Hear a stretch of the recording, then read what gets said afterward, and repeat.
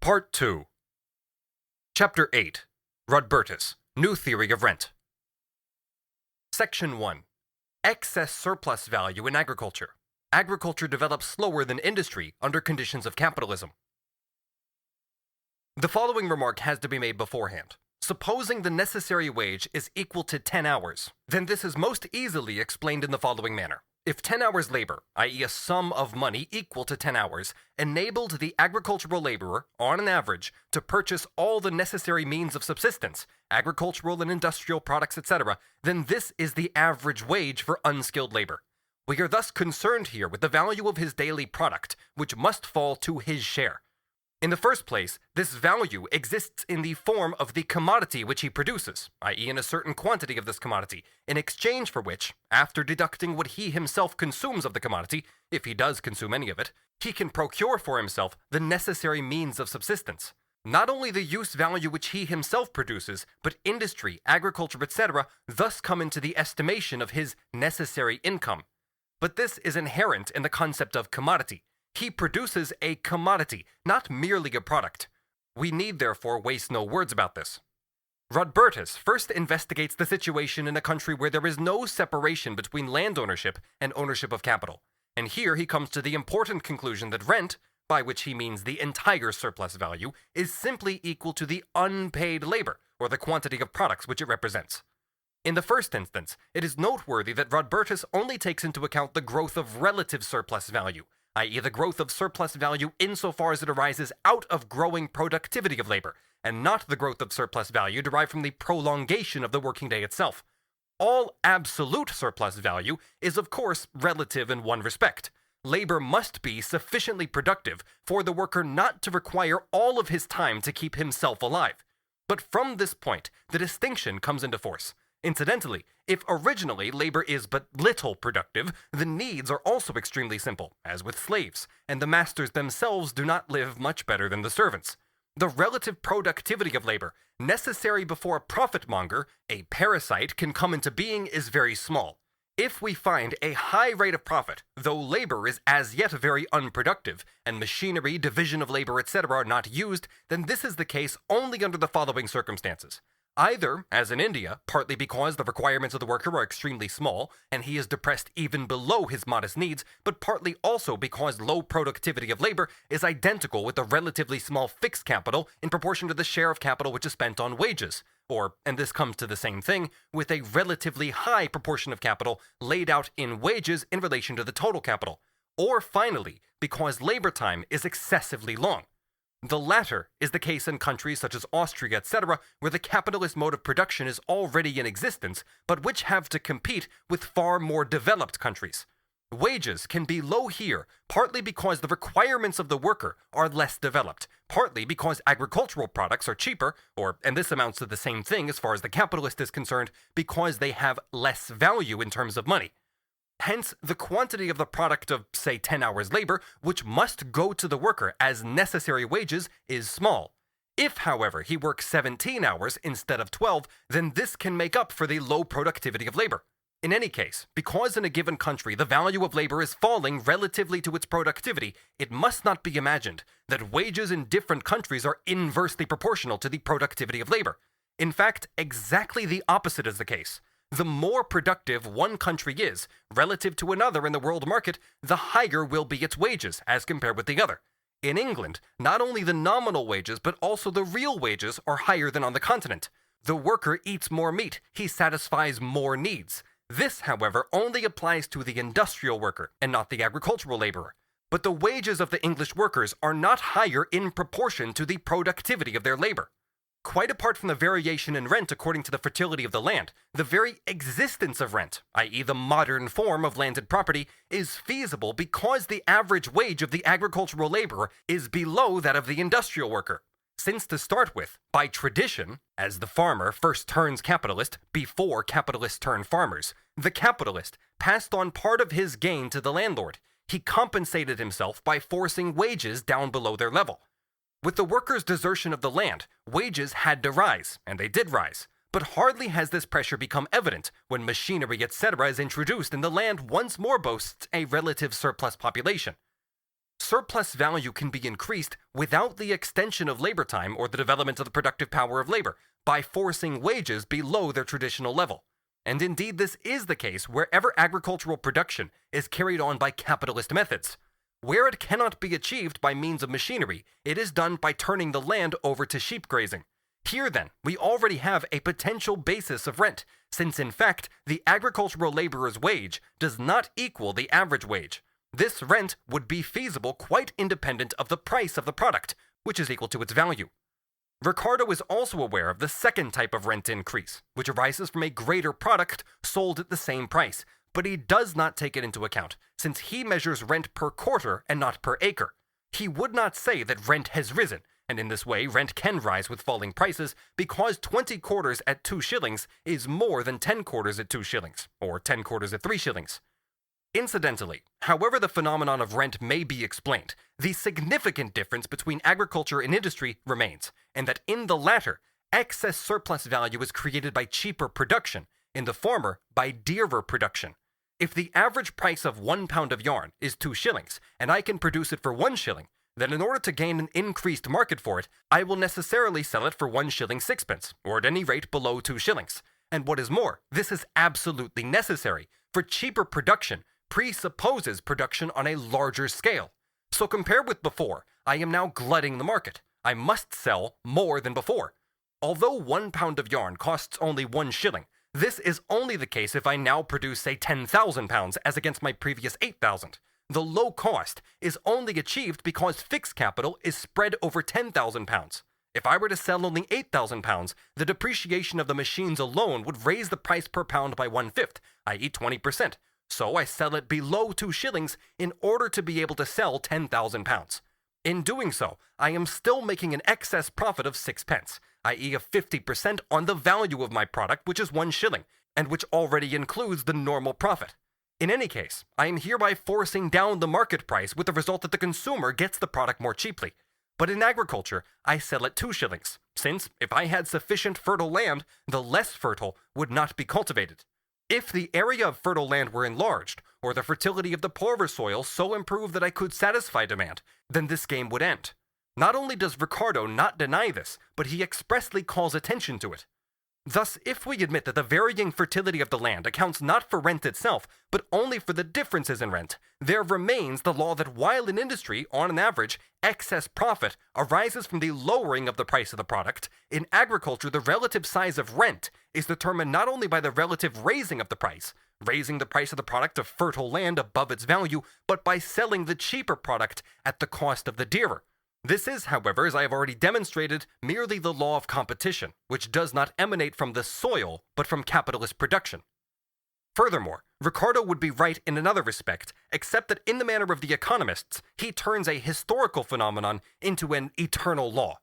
This historical phenomenon is the relatively faster development of manufacture, in fact, the truly bourgeois branch of industry, as against agriculture. The latter has become more productive, but not in the same ratio as industry. Whereas in manufacture, productivity has increased tenfold, in agriculture it has perhaps doubled. Agriculture has therefore become relatively less productive, although absolutely more productive. This only proves the very queer development of bourgeois production and its inherent contradictions. It does not, however, invalidate the proposition that agriculture becomes relatively less productive, and hence, compared with the value of the industrial product, the value of the agricultural product rises, and with it also rent. That in the course of development of capitalist production, agricultural labor has become relatively less productive than industrial labor only means that the productivity of agriculture has not developed with the same speed and to the same degree. Suppose the relation of industry A to industry B is as 1-to-1. Originally, agriculture was more productive because not only natural forces, but also a machine created by nature play a part in agriculture. Right from the start, the individual worker is working with the machine. Hence, in ancient times and in the Middle Ages, agricultural products were relatively much cheaper than industrial products, which is obvious from the ratio of the two within the average wage. At the same time, let 1-to-1 indicate the fertility of the two branches of production. Now, if industry A rises to 10, i.e. its fertility increases tenfold, while industry B merely increases threefold, becomes 3, then whereas the industries were previously as 1-to-1, they are now as 10-to-3, or as 1-to-3/10. The fertility of industry B has decreased relatively by 7/10, although absolutely it has increased threefold. For the highest rent, it is the same, relatively to industry, as if it had risen because the poorest land had become 7/10 less fertile. Now, it does not by any means follow, as Ricardo supposes, that the rate of profit has fallen because wages have risen as a result of the relative increase in the price of agricultural products. For the average wage is not determined by the relative, but by the absolute value of the products which enter into it. It does, however, follow that the rate of profit, really the rate of surplus value, has not risen in the same ratio as the productive power of manufacturing industry, and this is due to agriculture being relatively less productive. This is absolutely certain. The reduction in the necessary labor time seems small compared with the progress in industry. This is evident from the fact that the agricultural products of countries like Russia, etc., can beat those of England. The lower value of money in the wealthier countries, i.e. the low relative production costs of money in the wealthier countries, does not enter into it at all.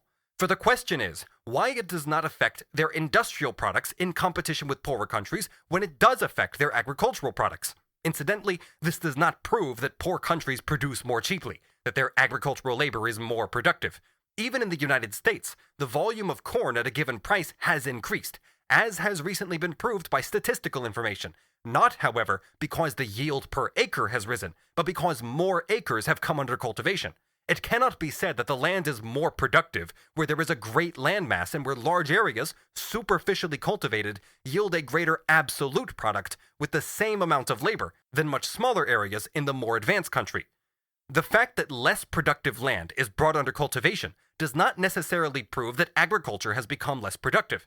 On the contrary, it may prove that it has become more productive, that the inferior land is being cultivated not only because the price of the agricultural product has sufficiently risen to compensate for the capital investment, but also the converse, that the means of production have developed to such an extent that the unproductive land has become productive and capable of yielding not only the normal profit, but also rent.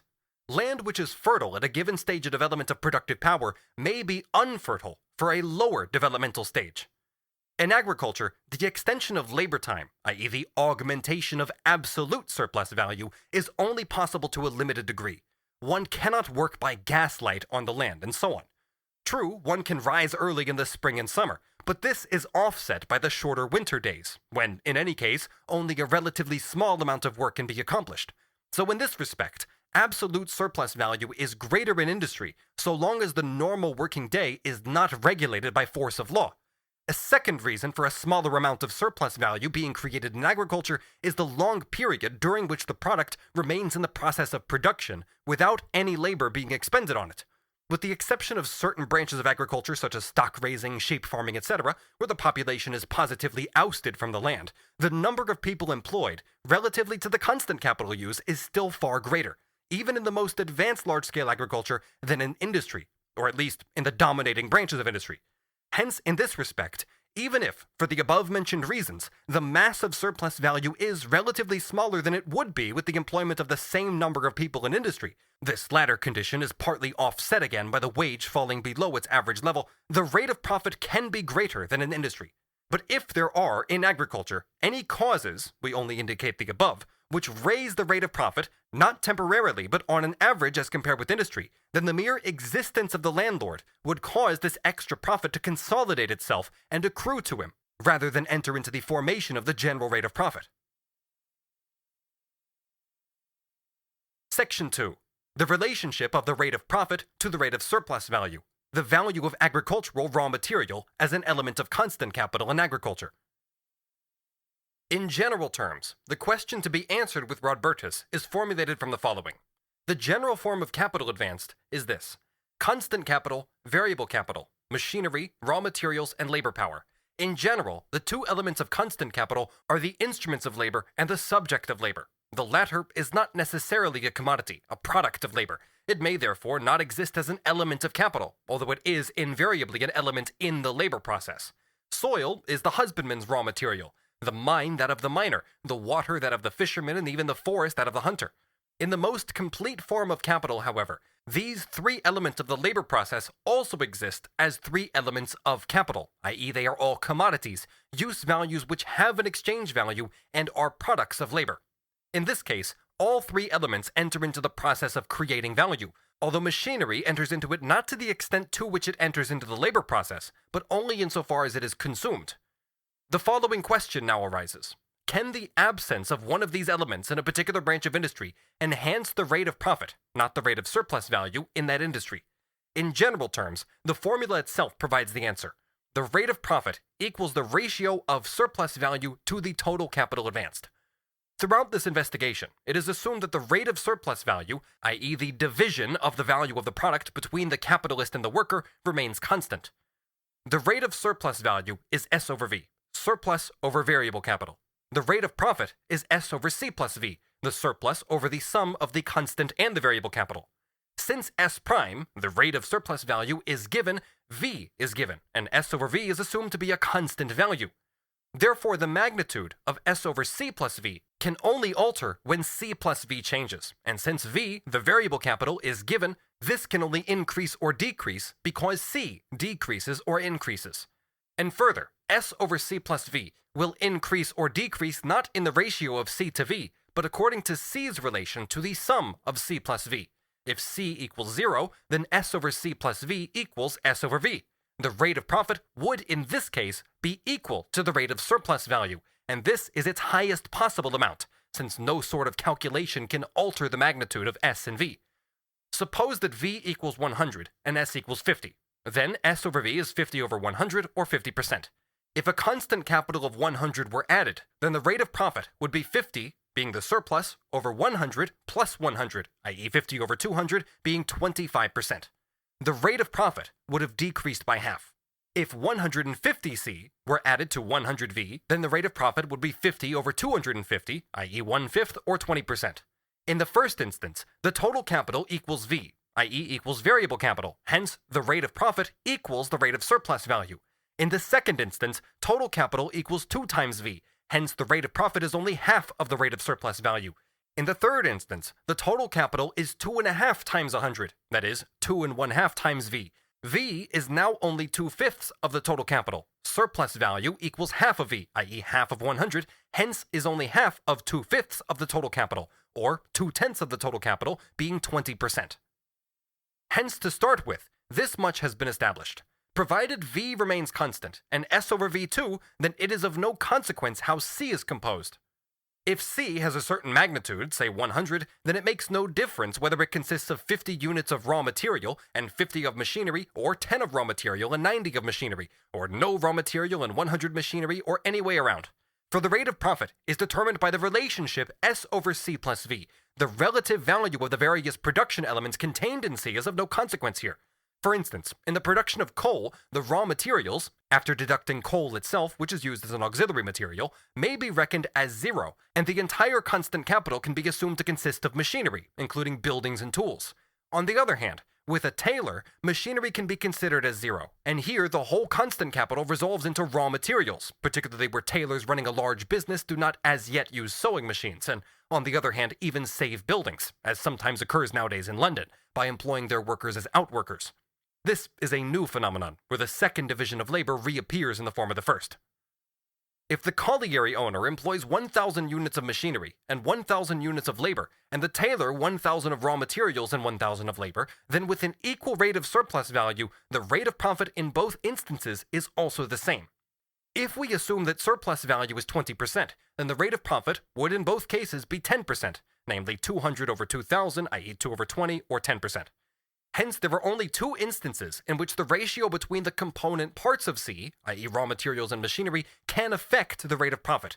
One, if a change in this ratio modifies the absolute magnitude of C, or two, if the ratio between the component parts of C modifies the size of the variable capital. This would imply organic changes in production itself, and not merely the tautologist statement that if a particular part of C accounts for a smaller portion, then the other must make up a larger portion of the total amount.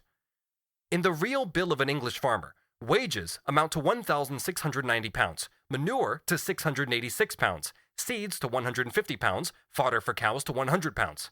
Thus, raw material comes to £936, which is more than half the amount spent on wages. Quote, in Flanders, dung and hay are in these parts imported from Holland for flax growing, etc. In turn, they export flax, linseed, etc. The refuse of the towns has therefore become a matter of trade, and is regularly sold at high prices to Belgium. At about 20 miles from Antwerp, up the Schelde, the reservoirs may be seen for the manure that is brought from Holland. The trade is managed by a company of capitalists in the Dutch boats, etc. And so even manure, plain muck, has become merchandise, not to speak of bone meal, guano, etc. That the elements of production are estimated in terms of money is not merely due to the formal change in production. New materials are introduced into the soil, and its old ones are sold for reasons of production. This is not merely a formal difference between the capitalist and the previous mode of production. The seed trade has risen in importance to the extent to which the importance of seed rotation has become recognized. Hence, it would be ridiculous to say that no raw material, i.e. raw material as a commodity, enters into agriculture, whether it be reproduced by agriculture itself or bought as a commodity acquired from outside. It would be equally absurd to say that the machine employed by the engineer who constructs machines does not figure as an element of value in his capital. A German peasant who year after year produces his own elements of production, seeds, manure, etc., and with his family consumes part of his crops, needs to spend money, as far as production itself is concerned, only on the purchase of a few tools for cultivating the land, and on wages. Let us assume that the value of all his expenses is 100, half of this having to be paid out in money. He consumes half of the product in kind. Production costs are also included here. The other half he sells, and he receives, say, 100. His gross income is thus 100, and if he relates this to his capital of 50, then it amounts to 100% profit. If 1/3 of the 50 is deducted for rent and 1/3 for taxes, being 33 1/3 in all, then he retains 16 2/3. Calculated on 50, this is 33 1/3%. But in fact, he has only received 16 2/3% of the 100 he laid out originally. The peasant has merely miscalculated and has cheated himself. The capitalist farmer does not make such errors. Christophe Mathieu de Dombasle says in his Agricultural Annals that under the smallholding contract, in the province of Berry for example, quote, the landlord supplies the land, the buildings, and usually all or part of the livestock and the tools required for cultivation. The tenant, for his part, supplies his labor and nothing, or almost nothing else. The products of the land are shared in equal parts. The tenants are, as a rule, submerged in dire poverty. If the smallholder, having laid out 1,000 francs, increases his gross product by 1,500 francs, he must pass half of it on to the landowner, retaining merely 750, and so loses 250 francs of his expenses. Under the previous system of cultivation, the expenses or costs of production were almost exclusively drawn in kind, from the products themselves, for the consumption of the animals and of the cultivator of the land and his family. Hardly any cash was paid out. Only these particular circumstances could give rise to the belief that the landowner and tenant could divide amongst themselves the whole of the harvest, which had not been consumed during production. But this process is only applicable to this type of agriculture, namely low-level agriculture. But when it is desired to raise that level, it is realized that this is only possible by making certain advances which have to be deducted from the gross product in order to be able to utilize them again in the following year. Hence, this kind of division of the gross product becomes an insurmountable obstacle to any sort of improvement. Section 3. Value and average price in agriculture. Absolute rent. Subsection A. Equalization of the rate of profit in industry. Rodbertus seems to think that competition brings about an average rate of profit by reducing the commodities to their real value, i.e. that it regulates their price relationships in such a manner that the correlative quantities of labor time contained in the various commodities are expressed in money or whatever else happens to be the measure of value. This is of course not brought about by the price of a commodity at any given moment being equal to its value, nor does it have to be equal to its value. According to Rodbertus, this is what happens. For example, the price of commodity A rises above its value and for a time remains moreover at this high level, or even continues to rise. The profit of the capitalist who produces A thus rises above the average profit, in that he appropriates not only his own unpaid labor time, but also a part of the unpaid labor time which the other capitalists have quote-unquote produced. This has to be compensated by a fall in profit in one or other sphere of production, provided the price of the other commodities in terms of money remains constant. If the commodity is a means of subsistence generally consumed by the worker, then it will depress the rate of profit in all other branches. If it enters as a constituent part into the constant capital, then it will force down the rate of profit in all those spheres of production where it forms an element in the constant capital. Finally, the commodity may neither be an element in any constant capital, nor form a necessary item in the worker's means of subsistence. For those commodities which the worker can choose to buy or abstain from buying, he consumes as a consumer in general, and not as a worker. But it may be one of the consumer goods, an article for individual consumption in general.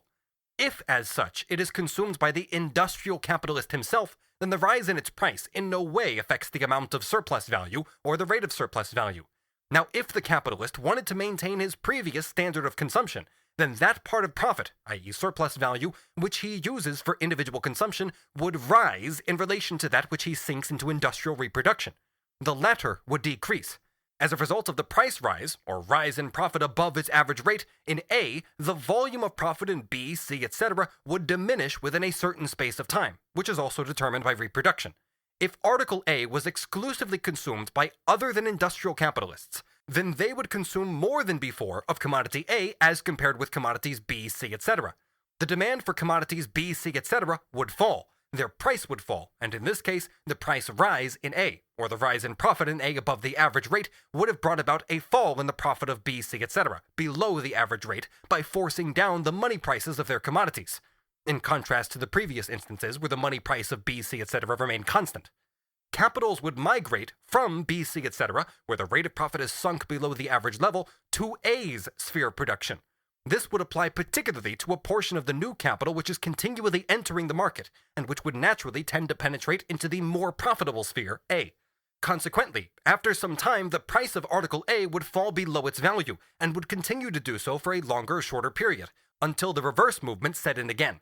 The opposite process would have taken place in spheres B, C, etc., partly as a result of the reduced supplies of articles B, C, etc., because of the exodus of capital, i.e. because of the organic changes taking place in these spheres of production themselves, and partly as a result of the changes which have occurred in A, and which in turn are affecting B, C, etc. in the opposite direction. Incidentally, it may well be that in this process, assuming the value of money to be constant, the money prices of B, C, etc. never regain their original level, although they may rise above the value of commodities B, C, etc., and hence the rate of profit in B, C, etc. may also rise above the general rate of profit. Improvements, inventions, greater economy and means of production, etc. are introduced not at times when prices rise above their average level, but when they fall below it, i.e. when profit falls below its normal rate. Hence, during the period of falling prices of B and C, their real value may fall. In other words, the minimum labor time required for the production of these commodities may decrease. In this case, the commodity can only regain its former money price if the rise in its price over its value equals the margin, i.e. the difference between the price which expresses its new value and the price which expressed its former higher value. Here, the price of the commodity would have changed the value of the commodity by affecting supply and the cost of production. The result of the above-mentioned movement is this. If we take the average of the increases and decreases in the price of commodity above or below its value, or the period of equalization of rises and falls, periods which are constantly repeated, then the average price is equal to the value of the commodity. The average profit in a particular sphere is therefore also equal to the general rate of profit, for although in this sphere profit rose above or fell below its old rate with a rise or fall in prices, or with the increase and decrease in the cost of production while the price remained constant, on an average, over the period, the commodity was sold at its value. Hence the profit yielded is equal to the general rate of profit. This is Adam Smith's conception, and even more so Ricardo's, since the latter adheres more firmly to the real concept of value. Rodbertus acquires it from them, and yet this conception is wrong.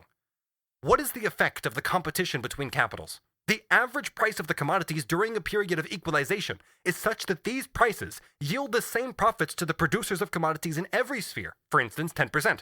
What else does this mean? That the price of each commodity stands at 1/10 above the price of production costs, which the capitalist has incurred, i.e. the amount he has spent in order to produce the commodity. In general terms, this just means that capitals of equal size yield equal profits, that the price of each commodity is 1/10 higher than the price of the capital advanced, consumed, or represented in the commodity. It is, however, quite incorrect to say that capitals in the various spheres of production produce the same surplus value in relation to their size, even if we assume that the absolute working day is equally long in all spheres, i.e. if we assume a set rate of surplus value.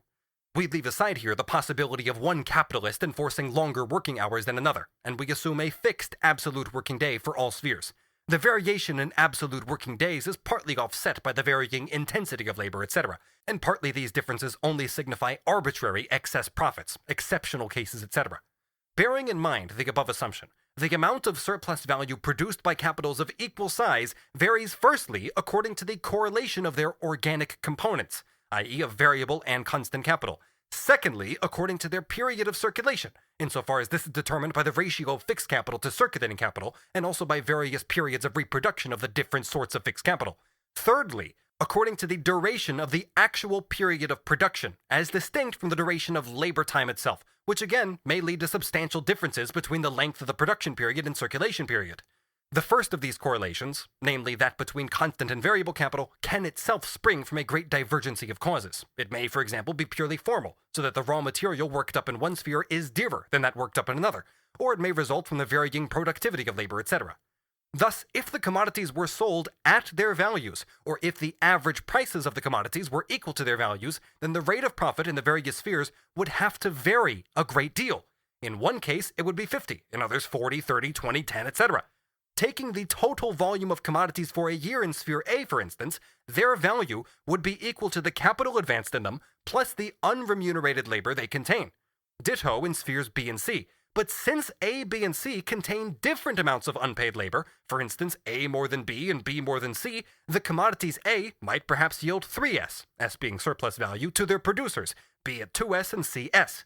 Since the rate of profit is determined by the ratio of surplus value to the total capital advanced, and as on our assumption, this is the same in A, B, C, etc., then if we denote C as the capital advanced, the various rates of profit will be 3S over C, 2S over C, and S over C. Competition of capitals can therefore only equalize the rates of profit, for instance in our example, by making the rates of profit equal to 2S over C, 2S over C, and 2S over C in the spheres A, B, and C. A would sell his commodity at 1S less, and C at 1S more than its value. The average price in Sphere A would be below, and in Sphere C above, the value of the commodities A and C. As the example of B shows, it can in fact happen that the average price and the value of a commodity coincide. This occurs when the surplus value created in Sphere B itself equals the average profit. In other words, when the relationship of the various components of the capital in Sphere B is the same as that which exists when the total sum of capitals, the capital of the capitalist class, is regarded as one magnitude on which the whole of surplus value is calculated, irrespective of the sphere in which it has been created. In this aggregate capital, the periods of turnover, etc., are equalized. One can, for instance, consider that the whole of this capital is turned over during 1 year. In that case, every section of the aggregate capital would, in accordance with its magnitude, participate in the aggregate surplus value and draw a corresponding part of it. And since every individual capital is to be regarded as a shareholder in this aggregate capital, it would be correct to say, first, that its rate of profit is the same as all the others because capitals of the same size yield the same amount of profit. Secondly, and this arises automatically from the first point, that the volume of profit depends on the size of the capital, on the number of shares the capitalist owns in that aggregate capital. Competition among capitals thus seeks to treat every capital as a share of the aggregate, and correspondingly to regulate its participation in surplus value, and hence also in profit. Competition more or less succeeds in this by means of its equalizations. We shall not examine here the reason why it encounters particular obstacles in certain spheres. But in plain language, this just means that the capitalists strive, and this striving is competition, to divide among themselves the quantity of unpaid labor, or the products of this quantity of unpaid labor, which they squeeze out of the working class, not according to the surplus labor produced directly by a particular capital, but corresponding firstly to the relative portion of the aggregate capital which a particular capital represents, and secondly, according to the amount of surplus labor produced by the aggregate capital. The capitalists, like hostile brothers, divide among themselves the loot of other people's labor which they have appropriated, so that on an average, one receives the same amount of unpaid labor as another. Competition achieves this equalization by regulating average prices. These average prices themselves, however, are either above or below the value of the commodity, so that no commodity yields a higher rate of profit than any other. It is therefore wrong to say that competition among capitals brings about a general rate of profit by equalizing the prices of commodities to their values.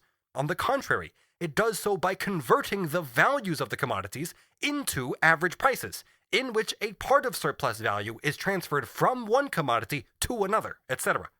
The value of a commodity equals the quantity of paid and unpaid labor contained in it. The average price of a commodity equals the quantity of paid labor it contains, materialized or living, plus an average quota of unpaid labor. This latter does not depend on whether this amount was contained in the commodity itself, or on whether more or less of it was embodied in the value of the commodity. Subsection B. Formulation of the problem of rent. I leave this over for a later inquiry which does not belong to the subject matter of this book. It is possible that certain spheres of production function under circumstances which work against a reduction in their values to average prices in the above sense, and do not permit competition to achieve this victory. If this were the case, for instance with agricultural rent, or rent from mines, there are rents which are altogether only explicable by monopoly conditions, for instance the water rent in Lombardy and in parts of Asia, also house rent insofar as it represents rent from landed property, then it would follow that while the product of all industrial capitals is raised or lowered to the average price, the product of agriculture would equal its value, which would be above the average price. Might there be obstacles here which cause more of the surplus value created in this sphere of production to be appropriated as property of the sphere itself than should be the case according to the laws of competition, more than it should receive according to the quota of capital invested in this branch of industry? Supposing capitals which are producing 10 or 20 or 30% more surplus value than industrial capitals of equal size in other spheres of production, not just temporarily, but because of the very nature of their spheres of production, as opposed to the others. Supposing, I say, they were able to hang on to this excess surplus value in the face of competition, and to prevent it from being included in the general accounts or distribution which determine the general rate of profit, then, in this case, one could distinguish between two recipients in the spheres of production of these capitals, the one who would get the general rate of profit, and the other who would get the surplus exclusively inherent in his sphere. Every capitalist could hand over this excess to the privileged one in order to invest his capital here, and he would retain for himself the general rate of profit, like every other capitalist, working under the same conditions. If this were the case in agriculture, etc., then the splitting of the surplus value into profit and rent would by no means indicate that labor as such is actually more productive in the sense of production of surplus value here than in manufacture. Hence, it would not be necessary to ascribe any magic powers to the soil. This, moreover, is in any case absurd, since value equals labor, therefore surplus value cannot possibly equal soil. Although relative surplus value may be due to the natural fertility of the soil, but under no circumstances could this result in a higher price for the products of the soil. Rather the opposite. Nor would it be necessary to have recourse to Ricardo's theory, which is disagreeably linked with the Malthusian trash, has repulsive consequences, and though in theory it is not especially opposed to my views on relative surplus value, it deprives them of much of their practical significance. Ricardo's point is this. Rent, for instance in agriculture, can be nothing other than an excess above general profit, where, as he presupposes, agriculture is run on capitalist lines, where there is a farmer. Whether that which the landlord receives is actually equal to this rent in the bourgeois economic sense is quite irrelevant. It may be purely a deduction from wages, see Ireland, or it may be partly derived from the reduction of the farmer's profit below the average level of profits. Which of these possible factors happens to be operative is of no consequence whatsoever. Rent in the bourgeois system only exists as a special, characteristic form of surplus value insofar as it is an excess over and above general profit. But how is this possible? The commodity wheat, like every other commodity, is, according to Ricardo, sold at its value, i.e. it is exchanged for other commodities in relation to the labor time embodied in it. This is the first erroneous assumption, which complicates the problem by posing it artificially.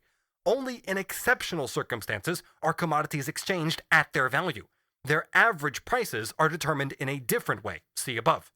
The farmer who grows wheat makes the same profit as all the other capitalists. This proves that, like all the others, he appropriates that portion of labor time for which he has not paid his workers. Where, on top of this, does the rent come from? It must represent labor time. Why should surplus labor in agriculture resolve itself into profit and rent, while in industry it is just profit? And how is this possible at all if the profit in agriculture equals the profit in every other sphere of production? Ricardo's faulty conception of profit and the way in which he confuses it with surplus value have also a detrimental effect here. They make the whole thing more difficult for him. Ricardo solves this difficulty by assuming that in principle it is non-existent. This indeed is in principle the only possibility of overcoming any difficulty, but there are two ways of doing this.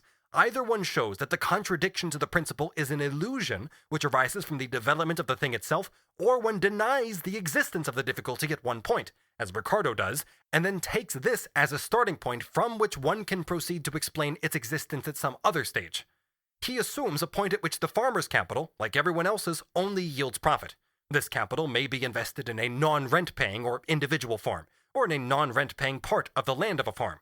In fact, it can be any capital which is employed in the cultivation of land that does not pay rent. This, moreover, is the starting point, and it can also be expressed as follows. Originally, the farmer's capital only pays profit, no rent. It is no different from any other industrial capital. Rent only enters into it because the demand for grain rises, and now, in contrast to other branches of industry, it becomes necessary to resort to less fertile ground. The farmer, the supposed original farmer, suffers, like any other industrial capitalist, insofar as he has to pay his workers more because of the rise in the price of food. But he gains because of the rise in the price of his commodity above its value. Firstly, to the extent to which the value of other commodities which enter into his constant capital falls relatively to his commodity, and so he buys them more cheaply. And secondly, insofar as he owns the surplus value in the form of his dearer commodity. Thus, this farmer's profit rises above the average rate of profit, which has, however, fallen. Since another capitalist moves onto the less fertile land, number 2, which, with this lower rate of profit, can supply produce at the price of number 1, or perhaps even a little more cheaply. Be that as it may, we now have, once more, the normal situation on number 2, that surplus value merely resolves itself into profit. But we have explained the rent for number 1 by the existence of a twofold price of production, the production price of number 2, which is simultaneously the market price of number 1. A temporary surplus gain has been achieved, just as with the factory-made commodity which is produced under more favorable conditions. The price of corn, which in addition to profit comprises rent, in fact consists only of materialized labor, and is equal to its value. It is, however, equal not to the value embodied in itself, but to the value of number 2. It is impossible to have two market prices side by side. While Ricardo introduces farmer number 2 because of the fall in the rate of profit, Sterling introduces him because wages have fallen, not risen, following upon the price of corn. This fall in wages allows number 2 to cultivate a piece of land, number 2, at the old rate of profit, although the soil is less fertile. Once the existence of rent has been established in this way, the rest follows easily. The difference between rents according to varying fertility, etc., of course remains correct. This does not necessarily imply that less and less fertile land has to come under cultivation. So here we have Ricardo's theory. The higher price of corn, which yields an excess profit to number 1, does not yield even as much as the earlier rate of profit for number 2. It is thus clear that product number 2 contains more value than product number 1, i.e. it is the product of more labor time. It embodies a greater quantity of labor. Therefore, more labor time must be supplied to manufacture the same product, say for instance a quarter of wheat. And the rise in rent will be relative to this decreasing fertility of the land, or the growth in the quantity of labor which must be employed to produce, say, a quarter of wheat. Of course, Ricardo would not talk of a rise in rent if there were just an increase in the number of quarters from which rent is paid, but only if the price of the individual quarter rose from, say, 30 shillings to 60 shillings. True, he does sometimes forget that the absolute volume of rent can grow with a reduced rate of rent, just as the absolute amount of profit can increase with a decreasing rate of profit. Others seek to bypass this difficulty by directly denying its existence. See Carey, for instance. Rent, they say, is only interest on the capital which at an earlier stage was incorporated into the land. Therefore, again, only a form of profit. Here, then, the very existence of rent is denied, and so, indeed, explained away. Others, for instance, see Buchanan, regard it just as a consequence of monopoly. See also Hopkins. With them, it is merely a surcharge above the value. For Mr. Opdyke, a typical Yankee, landed property or rent becomes the legalized reflection of the capital. With Ricardo, the examination is rendered more difficult by the two false assumptions. Ricardo, it is true, was not the inventor of the theory of rent. West and Malthus had put it into print before him. The source, however, is Anderson. But what distinguished Ricardo is the way in which he links rent with his theory of value, although West did not entirely miss the real interconnection either. As his later polemic about rent with Ricardo shows, Malthus himself did not understand the theory he had adopted from Anderson. If we start from the correct principle that the value of commodities is determined by the labor time necessary for their production, and that value in general is nothing other than materialized social labor time, then it follows that the average price of commodities is determined by the labor time required for their production. This conclusion would be the right one if it had been proved that average price equals value. But I show that just because the value of the commodity is determined by labor time, the average price of the commodities, except in the unique case in which the so-called individual rate of profit in a particular sphere of production, i.e. the profit determined by the surplus value yielded in this sphere itself, is equal to the average rate of profit on the total capital, this can never be equal to their value, although this determination of the average price is only derived from the value which is based on labor time. In the first place, then, it follows that even commodities whose average price, if we disregard the value of the constant capital, resolves only into wages and profit, in such a way that these stand at their normal rate, i.e. are average wages and average profit, even those commodities can be sold above or below their value.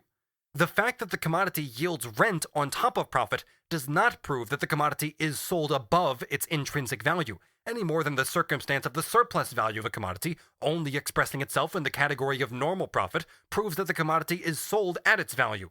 If a commodity can yield an average rate of profit, or the general rate of profit on capital, which is below its own rate of profit determined by its real surplus value, then it follows that if on top of this average rate of profit, commodities in a particular sphere of production yield a second amount of surplus value, which carries a separate name, for instance rent, then the sum of profit plus rent need not be higher than the surplus value contained in that commodity. Since profit can be less than the intrinsic surplus value of the commodity, or the quantity of unpaid labor it embodies, profit plus rent need not be larger than the intrinsic surplus value of this commodity. Why this occurs in a particular sphere of production, as opposed to other spheres, has of course still to be explained. But the problem has been simplified. This commodity, the commodity yielding rent, differs from the others in the following way. In a number of these other commodities, average price is above their intrinsic value, but only in order to raise their rate of profit to the level of the general rate. In another section of these other commodities, the average price stands at a level below their intrinsic value, but only to the extent required to reduce their rate of profit to concur with the general rate. Finally, in a third section of these other commodities, if sold at their intrinsic value, they yield the general rate of profit. But the commodity which yields rent differs from all these three instances. Whatever the circumstances, it is sold at a price which will yield more than average profit, as determined by the general rate of profit on capital. Now the question arises, which or how many of these three instances can occur? Suppose that the whole of the surplus value the commodity contains is realized in its price. In that case, it excludes the third instance, namely those commodities whose entire surplus value is realized in their average price, because they only yield ordinary profit. We may therefore dismiss this one. Similarly, on this presupposition, we can exclude the first instance, where the surplus value realized in the price of the commodity is above its intrinsic surplus value. For it is assumed that the surplus value contained in it is realized in its price. This instance is thus analogous with case 2 of those commodities whose intrinsic surplus value is higher than the surplus value realized in their average price. As with these commodities, the profit represents a form of this surplus value, in this case profit on the capital employed, which has been reduced to the level of the general rate of profit. The excess intrinsic surplus value of the commodity over and above this profit is, however, in contrast to commodity number 2, also realized in these exceptional commodities, but accrues not to the owner of the capital, but to the owner of the land, the natural agent, the mine, etc. Or, what happens if we assume that the price is forced up to such a degree that it carries more than the average rate of profit? This is, for instance, the case with actual monopoly prices. This assumption, applied to every sphere of production where capital and labor may be freely employed, and whose production, so far as the volume of capital employed is concerned, is subject to the general laws, would not only be begging the question, but would directly contradict the foundations of economic science and of capitalist production, the former being merely the theoretical expression of the latter. For such an assumption presupposes the very phenomenon which is to be explained, namely, that in a particular sphere of production, the price of a commodity must carry more than the general rate of profit, more than the average rate of profit, and to this end must be sold above its value. It presupposes that agricultural products are excluded from the general laws of value of commodities and of capitalist production. It moreover presupposes this because the peculiar presence of rent side by side with profit at first glance makes it appear so. Hence, this is absurd. So there is nothing left but to assume that special circumstances exist in this particular sphere of production, which influence the situation and cause the prices of the commodities to realize the whole of their intrinsic surplus value. This in contrast to case number 2 of the other commodities, where only as much of their intrinsic surplus value is realized by their prices as is yielded by the general rate of profit, where their average prices fall so far below their surplus value that they only yield the general rate of profit. Or in other words, their average profit is no greater than the average profit in all other spheres of production of capital. In this way, the problem has already become much simpler. It is no longer a question of explaining how it comes about that the price of a commodity yields rent as well as profit, thus apparently evading the general law of value, and by raising its price above its intrinsic surplus value, carrying more than the general rate of profit for a given capital.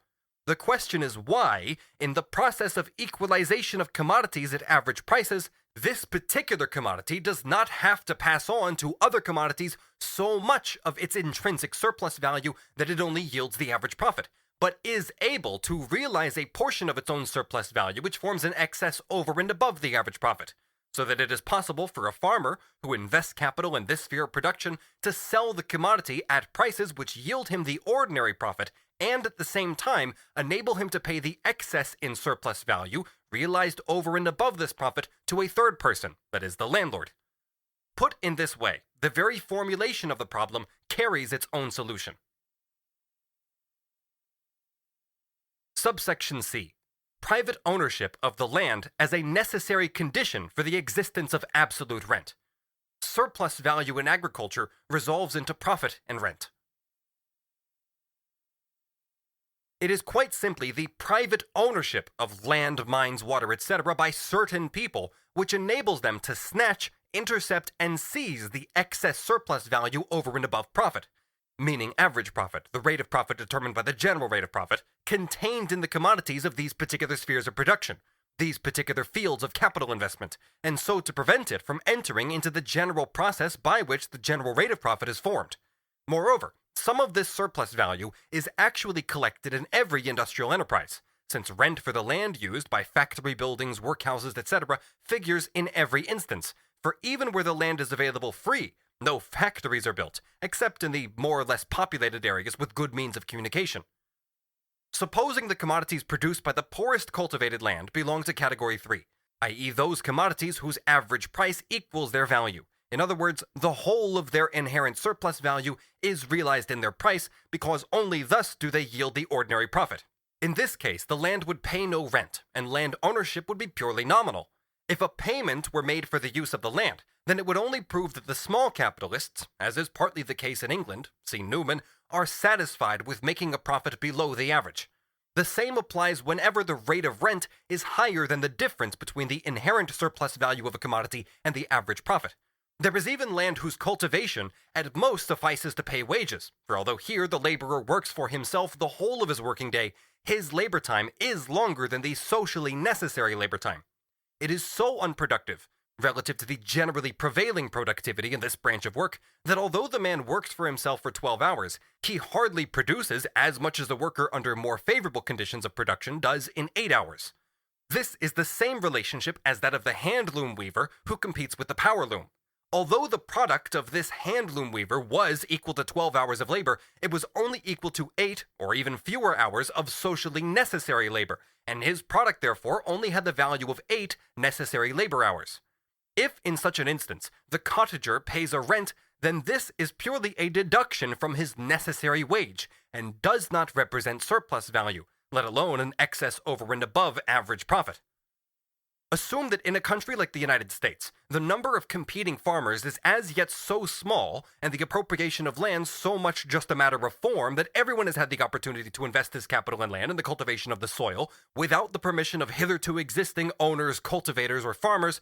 In these circumstances, it is possible, over a considerable period, with the exception of that landed property which, by its very situation in populated areas, carries a monopoly, that the surplus value which the farmer produces on top of the average profit is not realized in the price of his product, but that he may have to share it with his brother capitalists in the same way as this is done with the surplus value of all commodities which would give an excess profit, i.e. raise the rate of profit above the general rate if their surplus value were realized in their price. In this case, the general rate of profit would rise, because wheat, etc., like other manufactured commodities, would be sold below its value. This selling below its value would not constitute an exception, but rather would prevent wheat from forming an exception to other commodities in the same category. Secondly, assume that in a given country, the land is all of a particular quality, so that if the whole of the surplus value from the commodity were realized in its price, it would yield the usual profit on capital. In this case, no rent would be paid. The absence of rent would in no way affect the general rate of profit. It would neither raise it nor lower it, just as it is not influenced by the fact that other non-agricultural products are to be found in this category. Since the commodities belong to this category just because their inherent surplus value equals the average profit, they cannot alter the level of this profit. On the contrary, they conform with it and do not influence it at all, although it influences them. Thirdly, assume that all the land consists of a particular type of soil, but this is so poor that the capital employed in it is so unproductive that its product belongs to that kind of commodity whose surplus value lies below average profit. Since wages would rise everywhere as a result of the unproductiveness of agriculture, surplus value could in this case, of course, only be higher where absolute labor time can be prolonged, where the raw material, such as iron, etc., is not the product of agriculture, or further, where it is like cotton, silk, etc., an imported article and a product of more fertile soil. In this case, the price of the agricultural commodity would include a surplus value higher than that inherent in it to enable it to yield the usual profit. The general rate of profit would consequently fall, despite the absence of rent. Or assume in case number 2 that the soil is very unproductive. Then surplus value of this agricultural product, by its very equality with average profit, would show that the latter is altogether low, since in agriculture, perhaps 11 of the 12 working hours are required to produce just the wages, and the surplus value only equals 1 hour or less. These various examples illustrate the following. In the first case, the absence or lack of rent is bound up with or concurs with an increased rate of profit, as compared with other countries where rent has developed. In the second case, the lack or absence of rent does not affect the rate of profit at all. And in the third case, compared with other countries where rent exists, it is bound up with and indicative of a relatively low, general rate of profit. It follows from this that the development of a particular rent in itself has nothing to do with the productivity of agricultural labor, since the absence or lack of rent can be associated with a rising, falling, or constant rate of profit. The question here is not, why is the excess surplus value above the average profit retained in agriculture, etc.? On the contrary, we should rather ask, why should the opposite take place here? Surplus value is nothing other than unpaid labor. The average or normal profit is nothing other than the quantity of unpaid labor which each capital of a given magnitude of value is supposed to realize. If we say that average profit is 10%, then this means nothing other than that a capital of 100 units commands 10 units of unpaid labor, or 100 units of materialized labor command a tenth of their amount in unpaid labor. Thus, excess of surplus value over average profit implies that a commodity, its price, or that part of its price which consists of surplus value, contains a quantity of unpaid labor which is greater than the quantity of unpaid labor that forms the average profit, which therefore, in the average price of the commodities, forms the excess of their price over their costs of production. In each individual commodity, the costs of production represent the capital advanced, and the excess over these production costs represents the unpaid labor which the advanced capital commands. Hence, the relationship of this excess in price over the cost of production shows the rate at which a given capital, employed in the production process of commodities, commands unpaid labor, irrespective of whether the unpaid labor contained in the commodity of the particular sphere of production is equal to this rate or not. Now, what forces the individual capitalist to sell his commodity at an average price which yields him only the average profit and makes him realize less unpaid labor than is in fact worked into his own commodity? This average price is thrust upon him. It is by no means the result of his own free will. He would prefer to sell the commodity above its value. It is forced upon him by the competition of other capitals. For every capital of the same size could also be rushed into A, the branch of production in which the relationship of unpaid labor to the invested capital, for instance £100, is greater than in production spheres B, C, etc., whose products also satisfy a social need just as much as the commodities of production sphere A. When there are spheres of production in which certain natural conditions of production, such as, for example, arable land, coal seams, iron mines, waterfalls, etc., without which the production process cannot be carried out, without which commodities cannot be produced in this sphere, when there are spheres of production in which these natural conditions are in the hands of others than the proprietors or owners of the materialized labor, the capitalists, then this second type of proprietor of the conditions of production will say, if I let you have this condition of production for your use, then you will make your average profit. You will appropriate the normal quantity of unpaid labor, but your production yields an excess of surplus value of unpaid labor above the rate of profit. This excess you will not throw into the common account, as is usual with you, but I am going to appropriate it myself. It belongs to me. This transaction should suit you, because your capital yields you just the same in this sphere of production as in any other, and besides, this is a very solid branch of production. Apart from the 10% unpaid labor which constitutes the average profit, your capital will also provide a further 20% of additional unpaid labor here. This you will pay over to me, and in order to do so, you add 20% unpaid labor to the price of the commodity, and this you simply do not account for with the other capitalists. Just as your ownership of one condition of production, that is materialized labor, enables you to appropriate a certain quantity of unpaid labor from the workers, so my ownership of the other condition of production, the land, etc., enables me to intercept and divert away from you in the entire capitalist class that part of unpaid labor which is excessive to your average profit.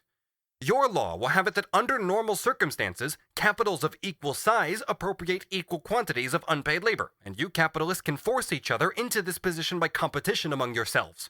Well, I happen to be applying this law to you. You are not to appropriate any more of the unpaid labor of your workers than you could with the same capital in any other sphere of production, but the law has nothing to do with the excess of unpaid labor which you have produced over the normal quota.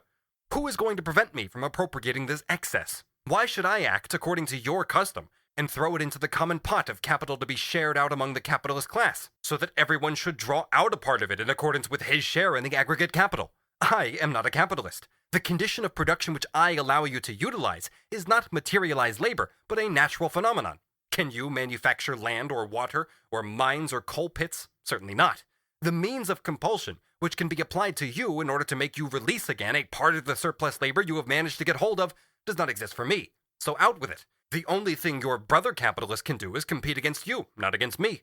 If you pay me less excess profit than the difference between the surplus time you have made and the quota of surplus labor due to you according to the rule of capital, your brother capitalists will appear on the scene, and by their competition will force you to pay me fairly, the full amount I have the power to squeeze out of you. The following problems should now be set forth. 1. The transition from feudal land ownership to a different form, commercial land rent, regulated by capitalist production, or, on the other hand, the conversion of this feudal landed property into free peasant property. 2. How rent comes into existence in countries such as the United States, where originally land has not been appropriated, and where, at any rate, in a formal sense, the bourgeois mode of production prevails from the beginning. And 3. The Asiatic forms of land ownership still in existence. But all this does not belong here. According to this theory, then, the private ownership of objects of nature, such as land, water, mines, etc., the ownership of these conditions of production, this essential ingredient of production emanating from nature, is not a source from which flows value, since value is only materialized labor. Neither is it the source from which excess surplus value flows, i.e. an excess of unpaid labor over and above the unpaid labor contained in profit. This ownership is, however, a source of revenue. It is a claim, a means which in the sphere of production that the property enters as a condition of production enables the owner to appropriate that part of the unpaid labor squeezed out by the capitalist, which would otherwise be tossed into the general capital fund as excess over normal profit. This ownership is a means of obstructing the process which takes place in the rest of the capitalist spheres of production, and of holding on to the surplus value created in this particular sphere, so that it is divided between the capitalist and the landowner in that sphere of production itself. In this way, landed property, like capital, constitutes a claim to unpaid labor, gratis labor. And just as with capital, the worker's materialized labor appears as a power over him, so with landed property, the circumstance which enables the landowners to take part of the unpaid labor away from the capitalists makes land ownership appear as a source of value. This then explains the existence of modern ground rent. With a given capital investment, the variation in the amount of rent is only to be explained by the varying fertility of the land. The variation in the amount of rent, given equal fertility, can only be explained by the varying amount of capital invested.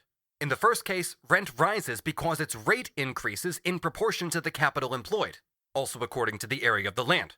In the second case, it rises because with the same, or even with a different rate, if the second dose of capital is not equally productive, the amount of rent increases. For this theory, it is immaterial whether the least fertile land yields a rent or not. Further, it is by no means necessary for the fertility of agriculture to decline, although the diversity and productivity, if not artificially overcome, which is possible, is much greater than in similar spheres of industrial production. When we speak of greater or lesser fertility, we are still concerned with the same product. The relationship of the various products one to another is another question. Rent as calculated on the land itself is the rental, the amount of rent. It can rise without an increase in the rate of rent.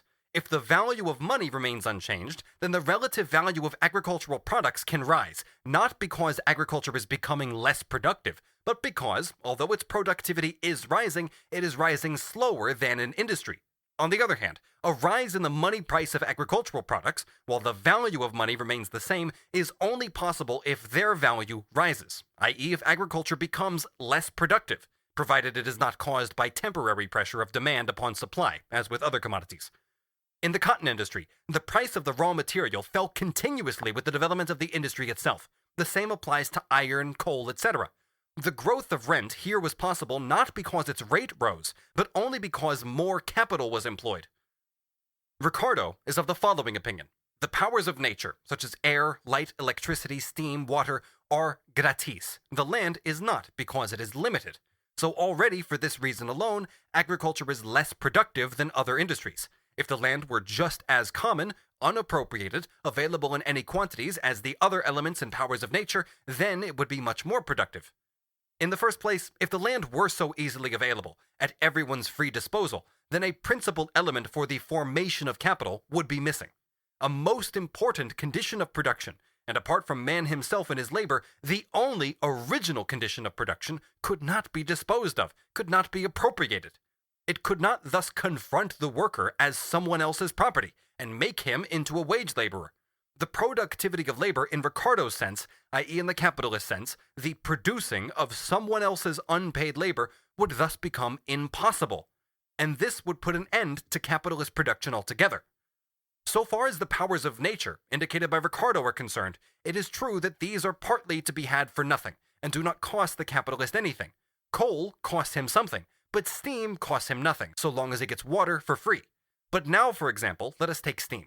The properties of steam always exist. Its industrial usefulness is a new scientific discovery which the capitalist has appropriated. As a consequence of this scientific discovery, the productivity of labor, and with it relative surplus value, rose. In other words, the quantity of unpaid labor which the capitalist appropriated from a day's labor grew with the aid of steam. The difference between the productive power of steam and that of the soil is thus only that the one yields unpaid labor to the capitalist and the other to the landowner, who does not take it away from the worker but from the capitalist. The capitalist is therefore so enthusiastic about this element belonging to no one. Only this much is correct. Assuming the capitalist mode of production, then the capitalist is not only a necessary functionary, but the dominating functionary in production. The landowner, on the other hand, is quite superfluous in this mode of production. Its only requirement is that land should not be common property, that it should confront the working class as a condition of production, not belonging to the working class, and the purpose is completely fulfilled if it becomes state property, i.e. if the state draws the rent. The landowner, such an important functionary in production in the ancient world and in the Middle Ages, is a useless superfluity in the industrial world. The radical bourgeois, with an eye moreover to the suppression of all other taxes, therefore goes forward theoretically to a refutation of the private ownership of the land, which, in the form of state property, he would like to turn into the common property of the bourgeois class, that is, of capital. But in practice, he lacks the courage, since an attack on one form of property, a form of the private ownership of a condition of labor, might cast considerable doubts on the other form. Besides, the bourgeois has himself become an owner of land. Section 4. Rodbertus's thesis that in agriculture raw materials lack value is a fallacy. According to Rodbertus, no raw material enters into agricultural calculations because, so he assures us, the German peasant does not reckon that seeds, feeding stuffs, etc. cost him anything. He does not count these as costs of production. In fact, he miscalculates. In England, where the farmer has been doing his accounts correctly for more than 150 years, there should accordingly be no ground rent. The conclusion, therefore, should not be the one drawn by Rodbertus, that the farmer pays a rent because his rate of profit is higher than a manufacturer, but rather that he pays it because, as a result of a miscalculation, he is satisfied with a lower rate of profit. Dr. Quesnay, himself the son of a tenant farmer and closely acquainted with French farming, would not have received this idea kindly. In Quesnay's Tableau économique, he includes the raw material which the tenant farmer needs as one of the items in the annual outlay of 1,000 million, although the farmer reproduces it in kind. Although hardly any fixed capital or machinery is to be found in one section of manufacture, in another section, the entire transport industry, the industry which produces change of location, using wagons, railways, ships, etc., there is no raw material, but only tools of production. Do such branches of industry yield a rent apart from profit? How does this branch of industry differ from, say, the mining industry? In both of them, only machinery and auxiliary materials are used, such as coal for steamships and locomotives and mines, fodder for horses, etc. Why should the rate of profit be calculated differently in one sector than in the other? Supposing the advances to production which the peasant makes in kind are a fifth of the total capital he advances, to which we would then have to add 4/5 in advances for the purchase of machinery and labor power, the total expenditure amounting to 150 quarters.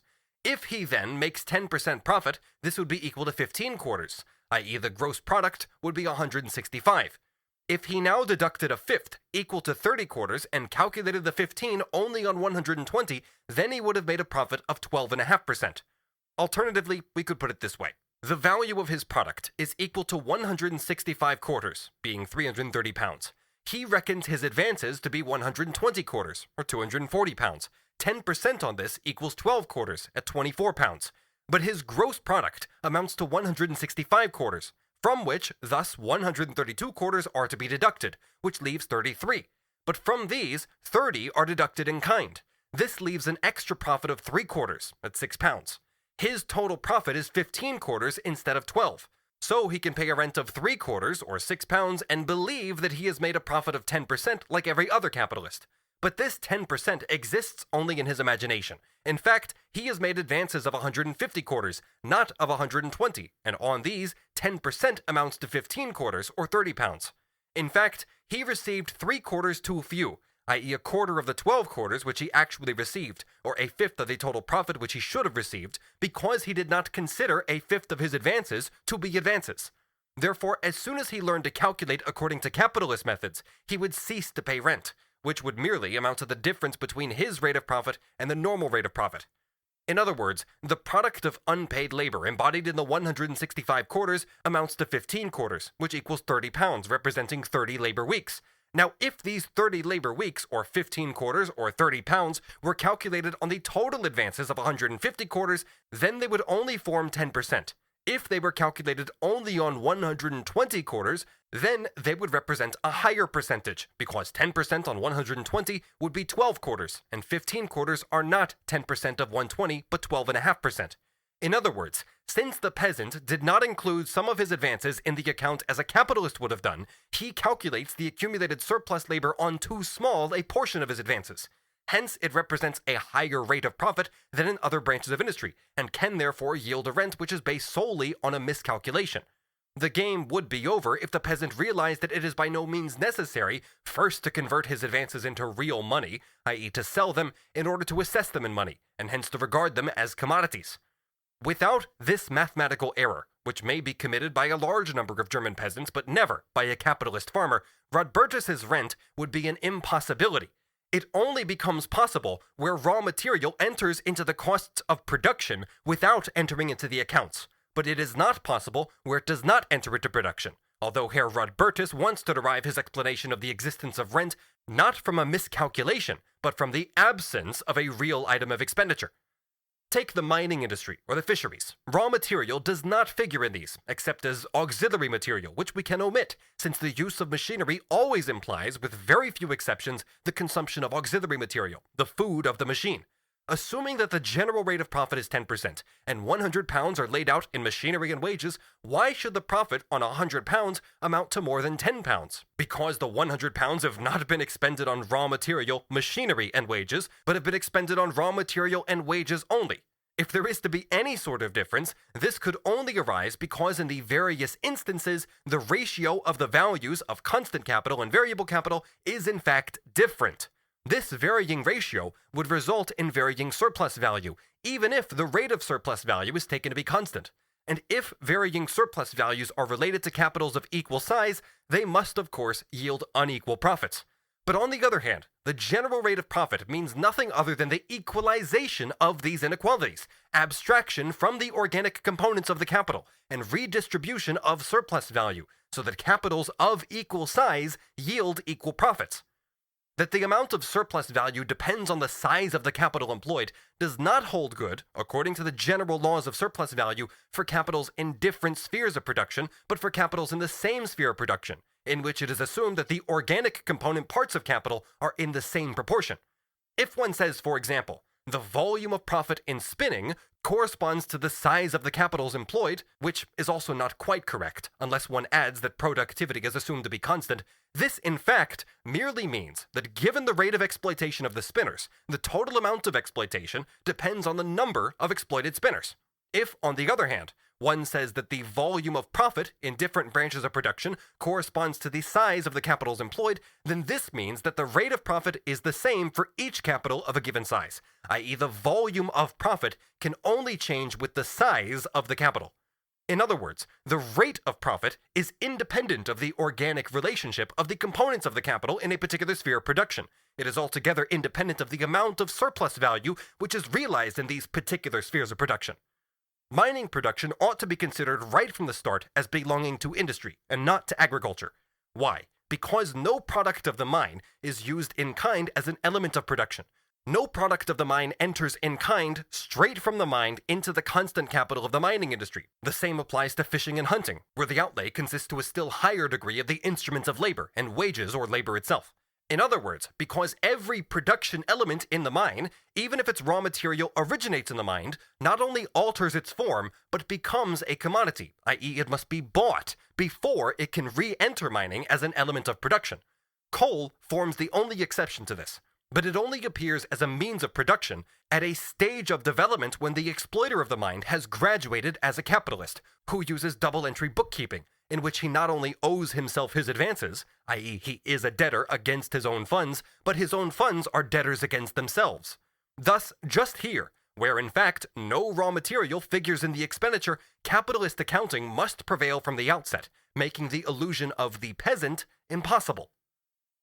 Now let us take manufacture itself, and in particular, that section where all the elements of the labor process are also elements in the process of creation of value, i.e. where all the production elements enter into the production of the new commodity as items of expenditure, as use values that have a value, as commodities. There is a considerable difference between the manufacturer who produces the first intermediate product and the second and all those that follow in the process towards the finished product. The raw material of the latter type of manufacturers enters the production process not only as a commodity, but is already a commodity of the second degree. It has already taken on a different form from the first commodity, which was a raw product in its natural form. It has already passed through a second phase of the production process. For example, the spinner. His raw material is cotton, a raw product which is already a commodity.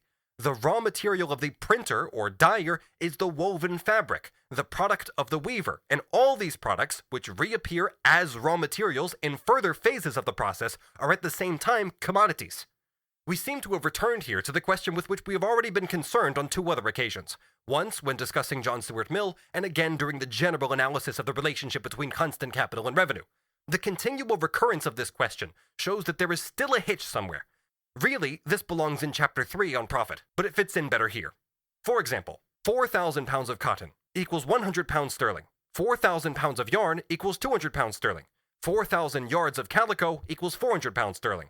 On the basis of this assumption, 1 pound of cotton is at 6 pence, yarn at 1 shilling, 1 yard of calico at 2 shillings. Given a rate of profit of 10% then, A in 100 pounds, the outlay is 90 pounds and 10/11ths of a pound, and the profit is 9 pound and 1/12. B in 200 pounds, the outlay is 181 and 9/11ths of a pound, and the profit 18 pounds and 2/12ths. C in 400 pounds, the outlay is 363 pounds and 7/11ths, and the profit is 36 pounds and 4/11ths. A is the cotton, the product of the peasant, B is the yarn, the product of the spinner, and C is the woven fabric, the product of the weaver. Under this assumption, it does not matter whether A's 90 pounds and 10/11ths itself includes a profit or not. It will not do so if it constitutes self-replacing constant capital. It is equally irrelevant for B, whether the 100 pounds, the value of the product A, includes profit or not, and ditto with C in relation to B. The relationship of the cotton grower, of the spinner, and of the weaver is as follows. The aforementioned table will not be read aloud for the recording. Please consult Section 4 of Chapter 8 in a physical or digital copy of the book for visual reference. The cotton grower does not have to repay any profit, because it is assumed that his constant capital of 90 pounds and 10/11ths does not include any profit, but that it represents purely constant capital. The entire product of number 1, the cotton grower, figures as constant capital in number 2's, the spinner's, outlay. That part of the constant capital which equals 100 yields a profit of 9 pounds and 1/11th to number 1. The entire product of number 2, which amounts to 200, enters into number 3's outlay, that is, the weaver, and thus yields a profit of 18 and 2/11ths pounds. However, this does not in any way alter the fact that number 1's profit is not 1 iota larger than 2's or 3's, because the capital which he has to replace is smaller to the same degree, and his profit corresponds to the volume of the capital, irrespective of the composition of the capital. Now let us assume that number 3 produces everything himself. Then the position seems to change because his outlay now appears as follows: 90 and 10/11ths in the production of cotton, 181 and 9/11ths in the production of yarn, and 363 and 7/11ths in the production of the woven fabric. He buys all 3 branches of production and must therefore continually employ a definite amount of constant capital in all 3. If we now total this up, we get 636 and 4/11ths. 10% of this is exactly 63 and 7/11ths, as above, only that one individual pockets the lot, whereas previously it was shared among 1, 2, and 3. How did the wrong impression arise a little while ago? But first, one other comment. If from the 400 we deduct the profit of the weaver, which is included in it and which amounts to 36 and 4/12ths, then we are left with 363 and 7/11ths, his outlay. This outlay includes 200 paid out for yarn. Of these 200, 18 and 2/11ths are the profit of the spinner. If we now deduct these 18 and 2/11ths from the outlay of 363 and 7/12ths, we are left with 345 and 5/11ths. But the 200 which are returnable to the spinner also contain 9 and 1/11th profit for the cotton grower. If we deduct these from the 345 and 5/11ths, we are left with 336 and 4/11ths. And if we deduct these 336 and 4/11ths from the 400, the total value of the woven fabric, then it becomes evident that it contains a profit of 63 and 7/11ths. But a profit of 63 and 7/11ths on 336 and 4/12ths is equal to 18 and 34/37%. Previously, we had calculated these 63 and 7/11ths on 636 and 4/12ths and obtained a profit of 10%. The excess of the total value of 700 over this amount was in fact 63 and 7/11ths. According to the present calculation, therefore, 18 and 34/37% would be made on 100 of this same capital, whereas according to the previous calculation, only 10%. How does this tally? Supposing 1, 2, and 3 are one and the same person, but that this individual does not employ 3 capitals simultaneously, one in cotton growing, one in spinning, and one in weaving. Rather, as soon as he ceases to grow cotton, he begins to spin it, and as soon as he has spun, he finishes with this and begins to weave. Then his accounting would look like this. He invests 90 and 10/11ths pounds in cotton growing. From this, he obtains 4,000 pounds of cotton. In order to spin these, he needs to lay out a further 81 and 9/11ths pounds sterling in machinery, auxiliary materials, and wages. With this, he makes the 4,000 pounds of yarn. Finally, he weaves these into 4,000 yards, which involves him in a further outlay of 163 and 7/11ths pounds. If he now adds up his expenditure, the capital which he has advanced amounts to 90 and 10/11ths pounds, plus 81 and 9/11ths pounds, plus 163 and 7/11ths pounds, i.e. 336 and 4/11ths. 10% on this would be 33 and 7/11ths. But 336 and 4/11ths plus 33 and 7/11ths equals 370. He would thus sell the 4,000 yards at 370 instead of at 400, i.e. at 30 less, i.e. at a price which is 7.5% lower than before. If the value indeed were £400, he could thus sell at the usual profit of 10%, and in addition pay a rent of £30, because his rate of profit would not be 33 7/11, but 63 7/11 on his advances of 336 4/11, i.e. 18 and 34 over 37%, as we saw earlier on. And this in fact appears to be the manner in which Mr. Rodbertus makes out his calculation of rent. What does this fallacy consist of? First of all, it is evident that if spinning and weaving are combined, they should, according to Rodbertus, yield a rent, just as if spinning is combined with cultivation, or if agriculture is carried on independently. Evidently, two problems are involved here. Firstly, we are calculating the 63 7/11 pounds only on one capital of 336 4/11, whereas we should be calculating it on three capitals of a total value of 636 4/11 pounds.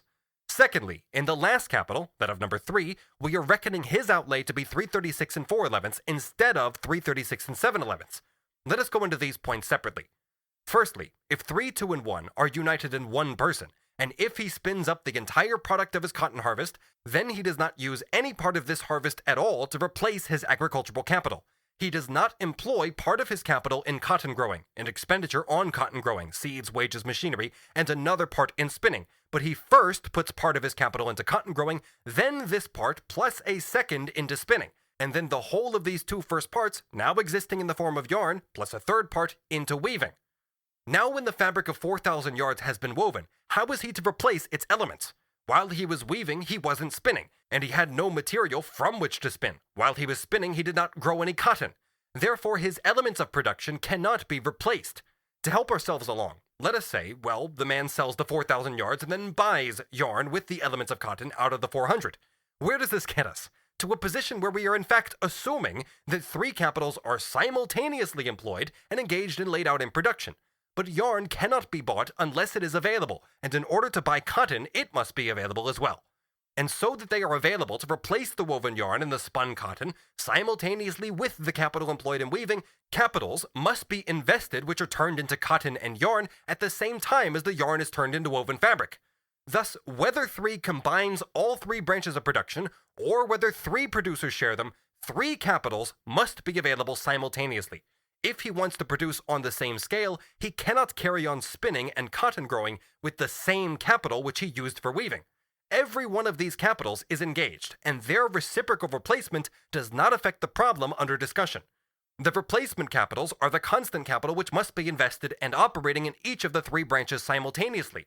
If the 400 pounds contain a profit of 6 and 37/11 pounds, then this is only because, besides his own profit of 36 and 4/11, we allow number 3 to gather in the profit which he has to pay to 2 and 1, and which, according to the assumption, is realized in his commodity.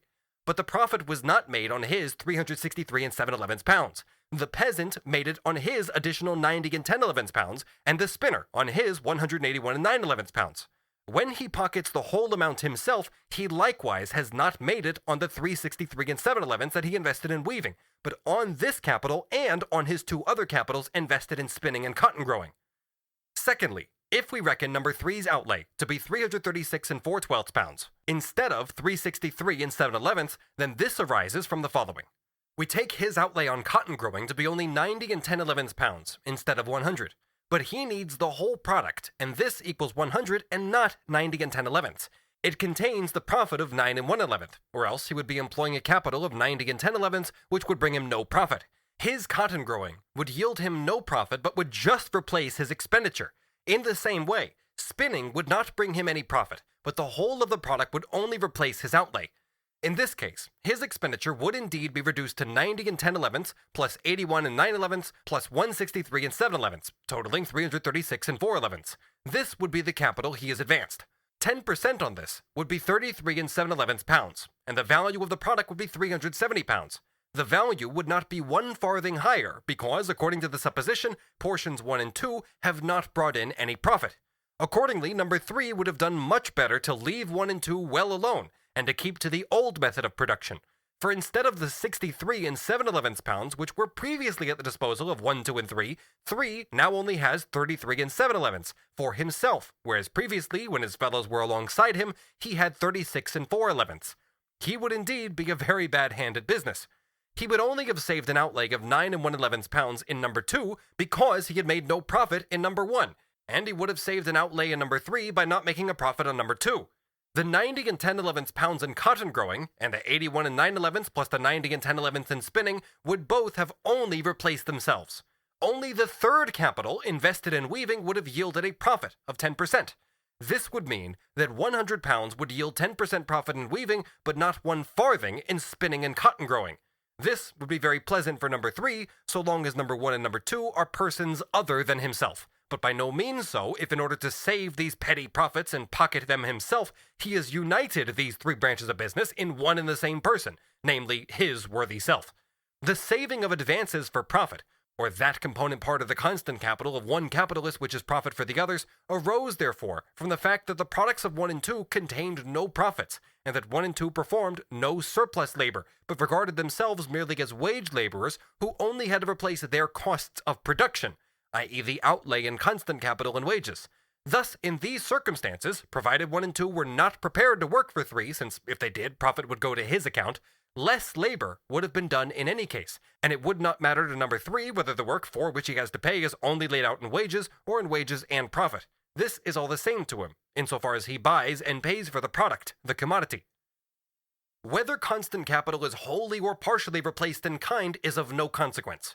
First of all constant capital must in the end be replaced in kind. Machinery by machinery, raw material by raw material. In agriculture, constant capital may also enter as a commodity, i.e. be mediated directly by purchase and sale.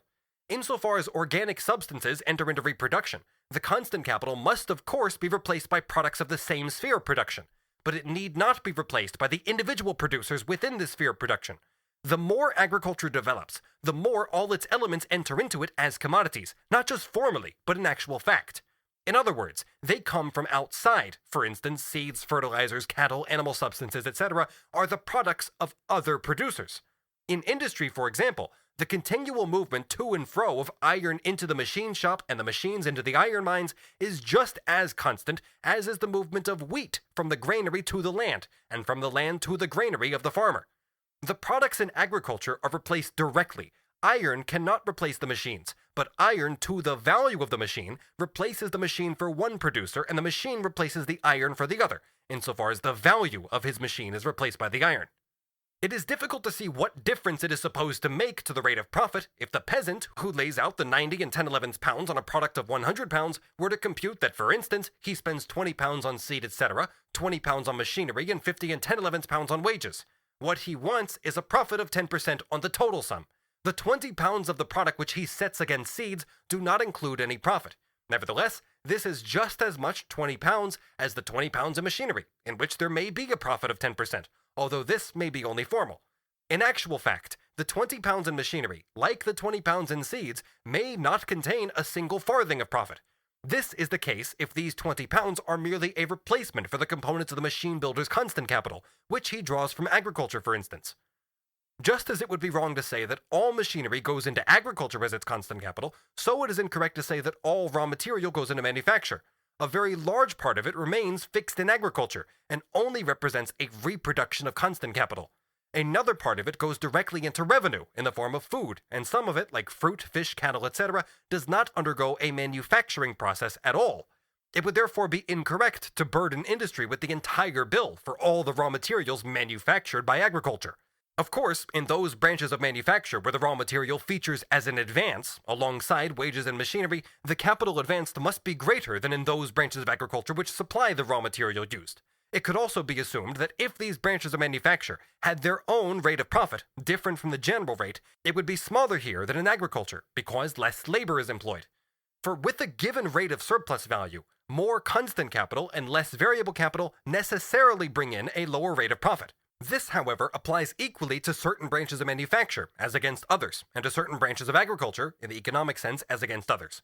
It is in fact least likely to occur in agriculture proper, because, although it supplies raw material to industry, it differentiates between raw materials, machinery, and wages in its own expenditure account, but industry by no means pays agriculture for the raw material, i.e. for that part of constant capital which it replaces from within itself, and not by exchange with industrial products.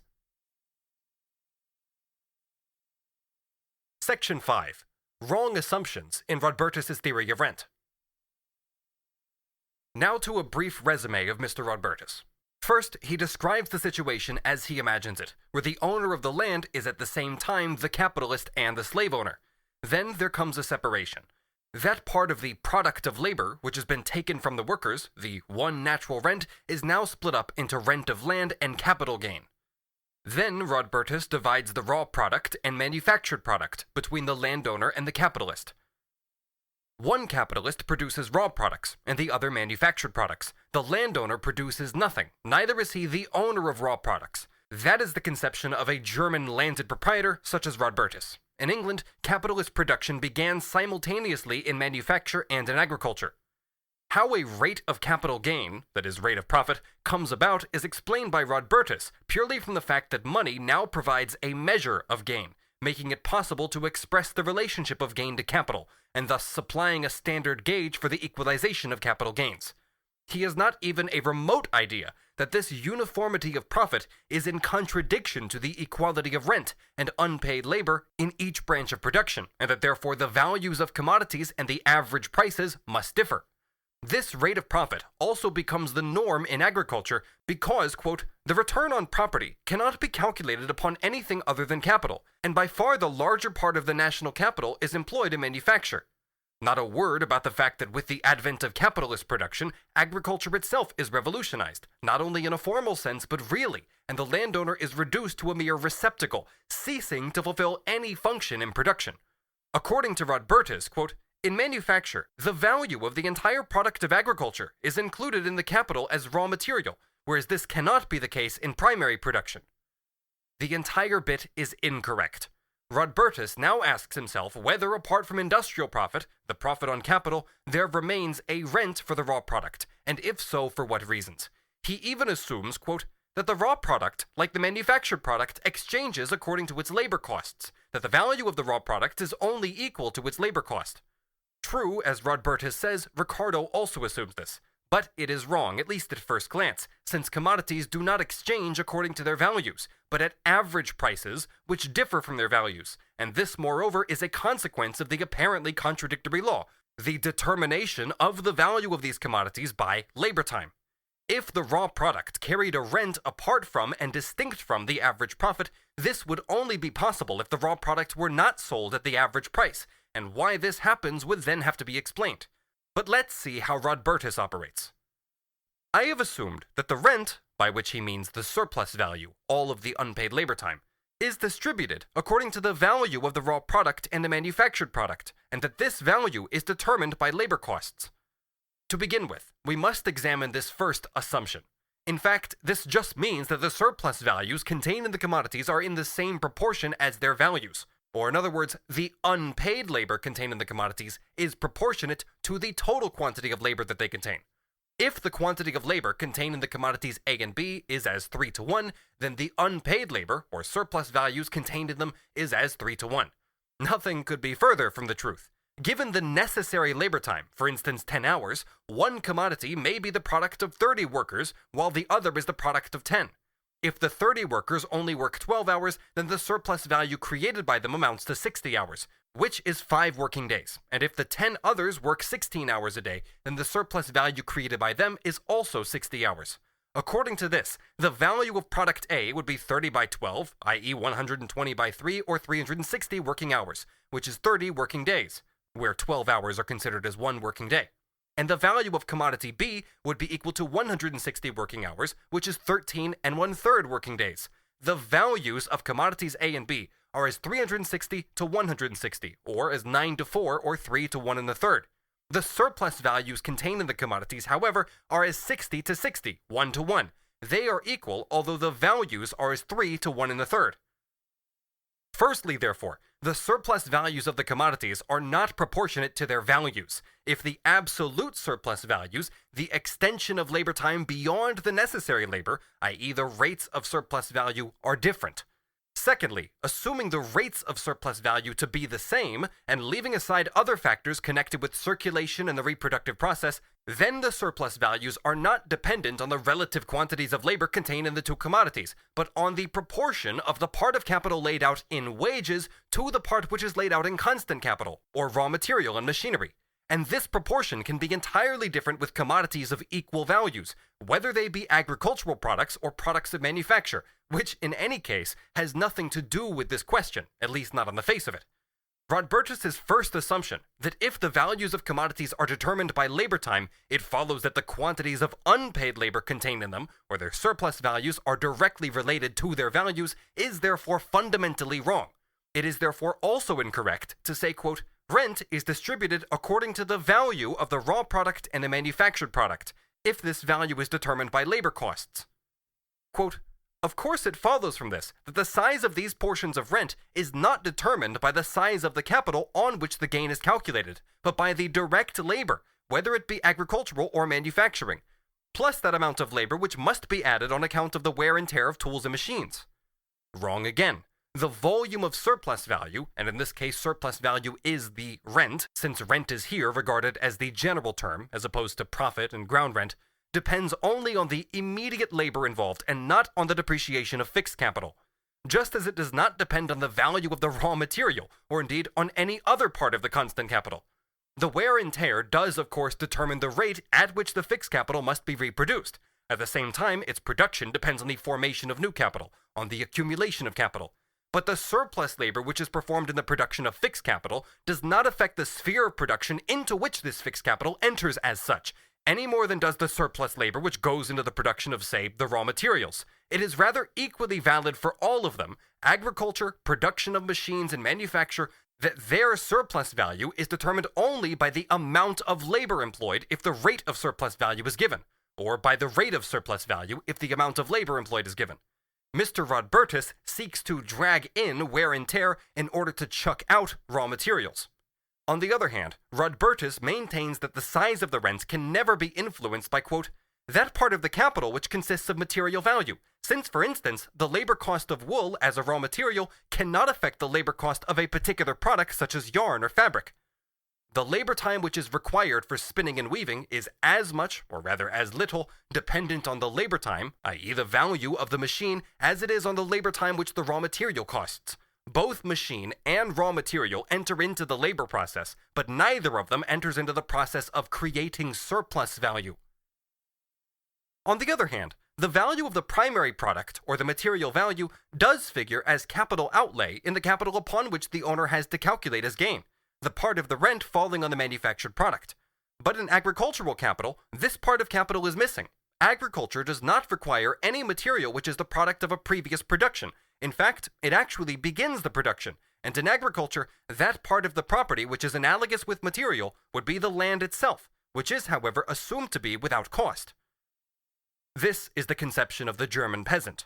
In agriculture, excluding mining, fishing, hunting, but by no means stock raising, seeds, feeding stuffs, cattle, mineral fertilizers, etc. form the material for manufacturing, and this material is the product of labor. This outlay grows proportionately to the development of industrialized agriculture. All production, once we are no longer dealing with mere taking and appropriating, is reproduction, and hence requires the product of a previous production as material. Everything which is the result of production is at the same time a prerequisite of production. And the more that large-scale agriculture develops, the more it buys products of a previous production and sells its own. In agriculture, these expenses feature as commodities in a formal sense, converted into commodities by being reckoned in money as soon as the farmer becomes at all dependent on the sale of his product, as soon as the prices of various agricultural products, like hay for example, have established themselves, for division of the spheres of production takes place in agriculture as well. Strange things must be happening in the mind of a peasant if he reckons the quarter of wheat which he sells as income, but does not reckon the quarter which he puts into the soil as expenditure. Incidentally, Rodbertus ought to try somewhere to begin the production, for instance, of flax or silk, without products of a previous production. This is absolute nonsense, and therefore also the rest of Rodbertus's conclusions. The two parts of capital that influence the size of the rent are thus common to agriculture and industry.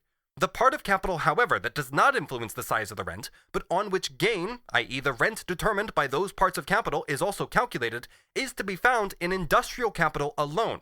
According to the assumption, the value of the raw product, like that of the manufactured product, is dependent on labor cost, and since rent accrues to the owners of the primary product and the manufactured product proportionately to this value. Therefore, the rent yielded in raw material production and industrial production is relative to the quantities of labor which the respective product has cost, but the capitals employed in agriculture and in industry, on which the rent is distributed as gain, namely in manufacture entirely, in agriculture according to the rate of gain prevailing in manufacture, are not in the same proportion as those quantities of labor and the rent determined by them. Although an equal amount of rent accrues to the primary product and to the industrial product, industrial capital is larger than agricultural capital by the entire value of the raw material it contains. Since the value of this raw material augments the industrial capital on which the available rent is calculated as gain, but not the gain itself, and thus simultaneously helps to lower the rate of capital gain, which also prevails in agriculture, there must necessarily be left over in agriculture a part of the rent accruing there, which is not absorbed by the calculation of gain based on this rate of gain. The first wrong proposition is that if industrial products and agricultural products exchange according to their values, then they yield to their owners equal amounts of surplus value, or quantities of unpaid labor. Surplus values are not proportional to values. The second wrong proposition. Since Rodbertus presupposes a rate of profit, which he calls rate of capital gain, the supposition that commodities exchange in the proportion of their values is incorrect. One proposition excludes the other. For a general rate of profit to exist, the values of commodities must have been transformed into average prices, or must be in the process of transformation. The particular rates of profit which are formed in every sphere of production on the basis of the ratio of surplus value to the capital advanced are equalized in this general rate.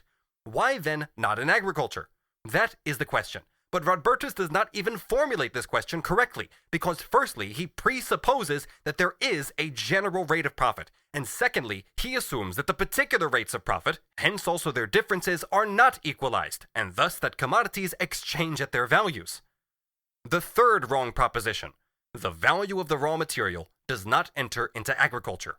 Rather, here, the advances of seeds, etc. are component parts of constant capital and are calculated as such by the farmer. To the same degree that agriculture becomes a mere branch of industry, i.e. that capitalist production is established on the land, to the degree to which agriculture produces for the market, produces commodities, articles for sale and not for its own consumption, to the same degree it calculates its outlay and regards each item of expenditure as a commodity, whether it buys it from itself, i.e. from production, or from a third person. The elements of production naturally become commodities to the same extent as the products do, because, after all, these elements are those very same products. Since wheat, hay, cattle, seeds of all kinds, etc. are thus sold as commodities, and since this sale is the essential thing, not their use as means of subsistence, they also enter into production as commodities, and the farmer would have to be a real blockhead not to be able to use money as the unit of account. This is, however, only the formal aspect of the calculation. But simultaneously, the position develops in such a way that the farmer buys his outlay, seeds, cattle, fertilizers, mineral substances, etc., while he sells his receipts, so that for the individual farmer, these advances are also advances in the formal sense in that they are bought commodities. They have always been commodities for him, component parts of his capital, and when he has returned them in kind to production, he has regarded them as sold to himself in his capacity as producer.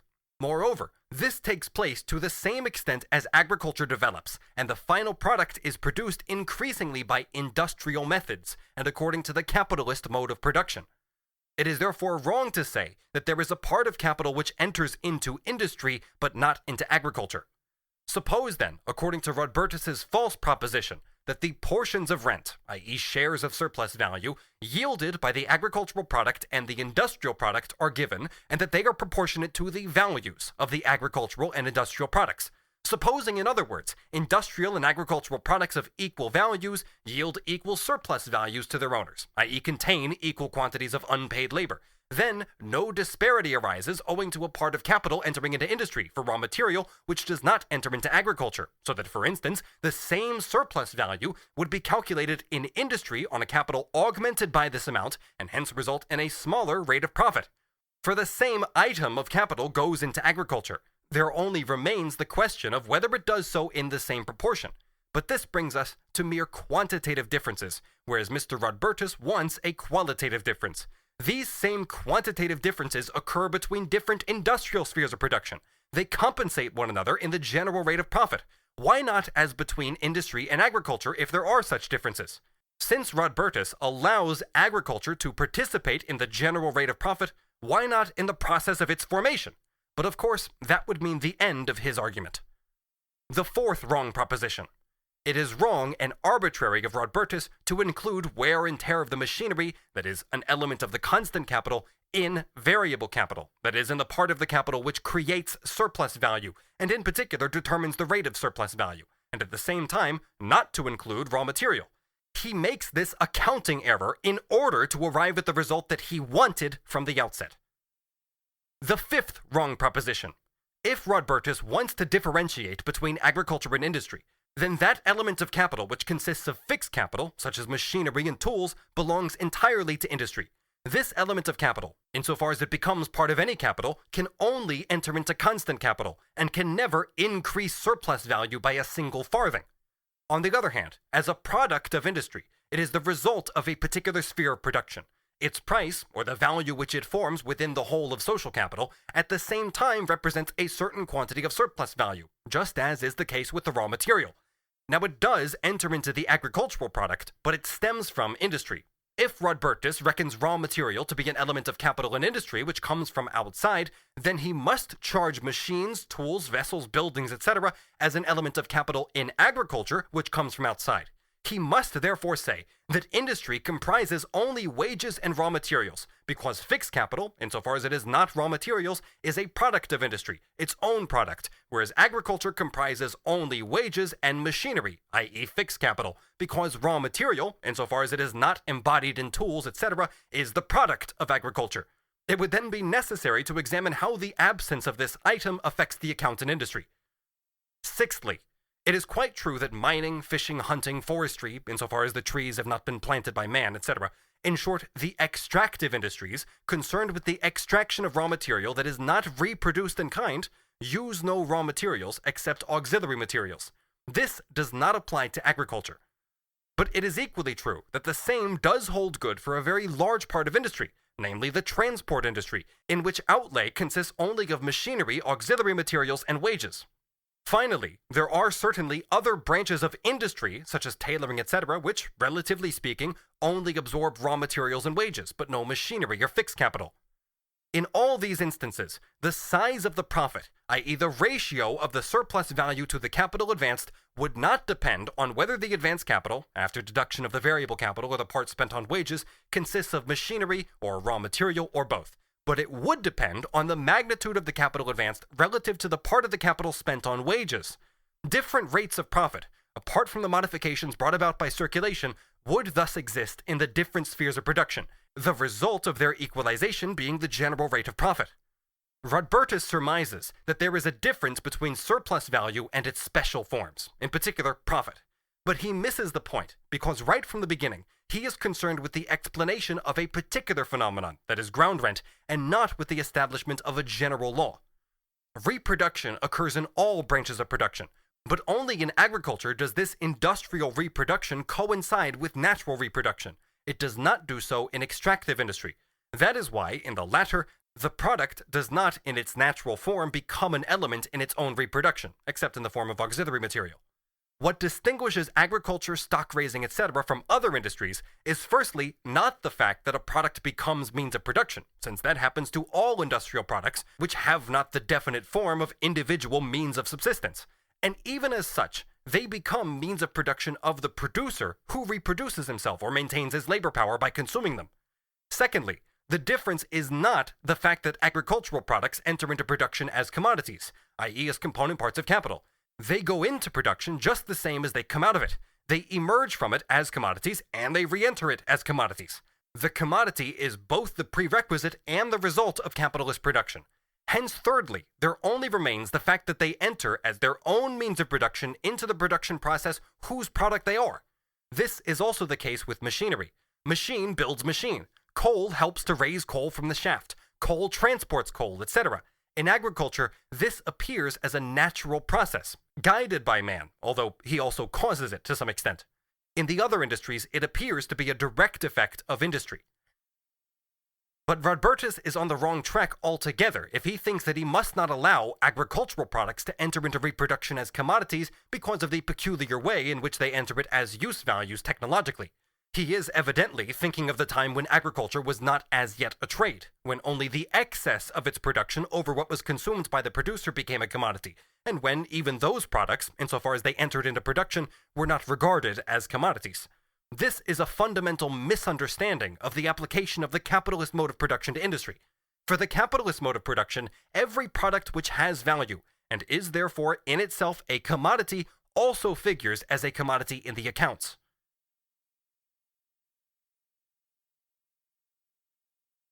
Section 6. Rodbertus's lack of understanding of the relationship between average price and value in industry and agriculture. The law of average prices. Supposing, for example, that in the mining industry, the constant capital, which consists purely of machinery, amounts to £500, and that the capital laid out in wages also amounts to £500. Then, if the surplus value is 40%, i.e. £200, the profit would be 20%. If the same variable capital were laid out in those branches of manufacture, or of agriculture, in which raw materials play a part, and furthermore if the utilization of this variable capital, i.e. the employment of this particular number of workers, required machinery to the value of £500, then indeed a third element, the value of the raw materials, would have to be added, say again £500. The £200 would now have to be reckoned on 1,500, and would only be 13 1/3%. This example would still apply if the transport industry was the illustration. On the other hand, the rate of profit would remain the same in the second case if machinery cost 100 and the raw materials 400. What, therefore, Rodbertus imagines is that in industry, 100 are laid out in machinery, 100 in wages, and X in raw materials, whereas in agriculture, 100 in wages and 100 in machinery. The scheme would be like this. Firstly, then, this difference between agriculture and manufacture is imaginary, non-existent. It has no bearing on that form of rent which determines all others. Secondly, Rodbertus could not find this difference between the rates of profit in any two individual branches of industry. The difference is dependent on the proportion of constant capital to variable capital, and the proportion in turn may or may not be determined by the addition of raw materials. In those branches of industry which use raw materials as well as machinery, the value of the raw materials, i.e. the relative share which they form of the total capital, is of course very important, as I have shown earlier.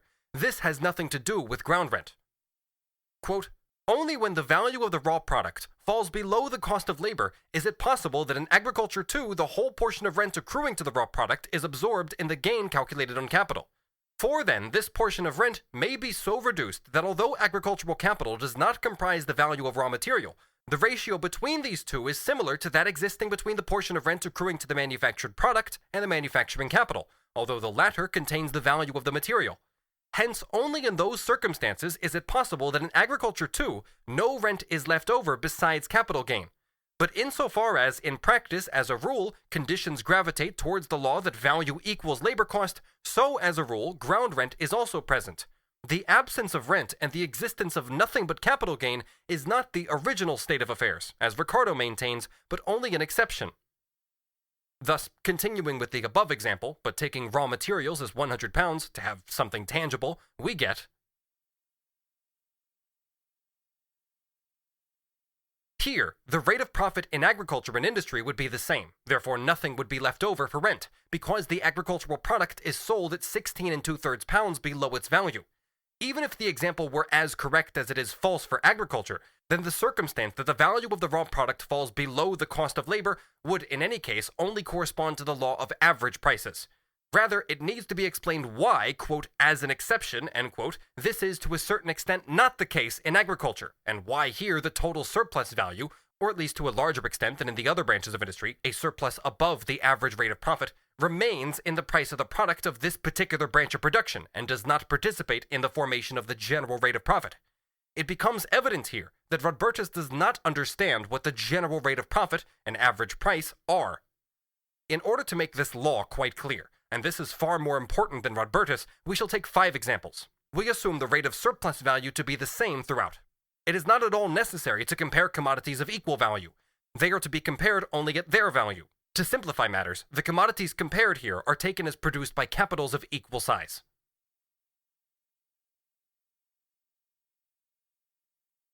We have here, in the categories 1, 2, 3, 4, and 5, the 5 different spheres of production, commodities whose respective values are £1,100, £1,200, £1,300, £1,150, and £1,250. These are the money prices at which these commodities would exchange if they were exchanged according to their values. In all of them, the capital advanced is of the same size, namely £1,000. If these commodities were exchanged at their values, then the rate of profit in number 1 would only be 10%, in number 2 twice as great, 20%, in number 3 30%, in number 4 15%, and in number 5 25%. If we add up these particular rates of profit, they come to 100%. If we consider the entire capital advanced in all 5 spheres of production, then one portion of this, number 1, yields 10%, another, number 2, 20%, etc. The average yielded by the total capitals equals the average yielded by the 5 portions, and this is the total sum of the rates of profit divided by the number of different rates of profit, i.e. 20%. In fact, we find that the £5,000 capital advanced in the 5 spheres yields a profit of 1,000. 1,000 on 5,000 is 1/5, i.e. 20%. Similarly, if we work out the value of the total product, it comes to £6,000, and the excess on the 5,000 capital advanced is 1,000, which is 20% in relation to the capital advanced. That is 1/6 or 16 2/3% of the total product. This again is another calculation.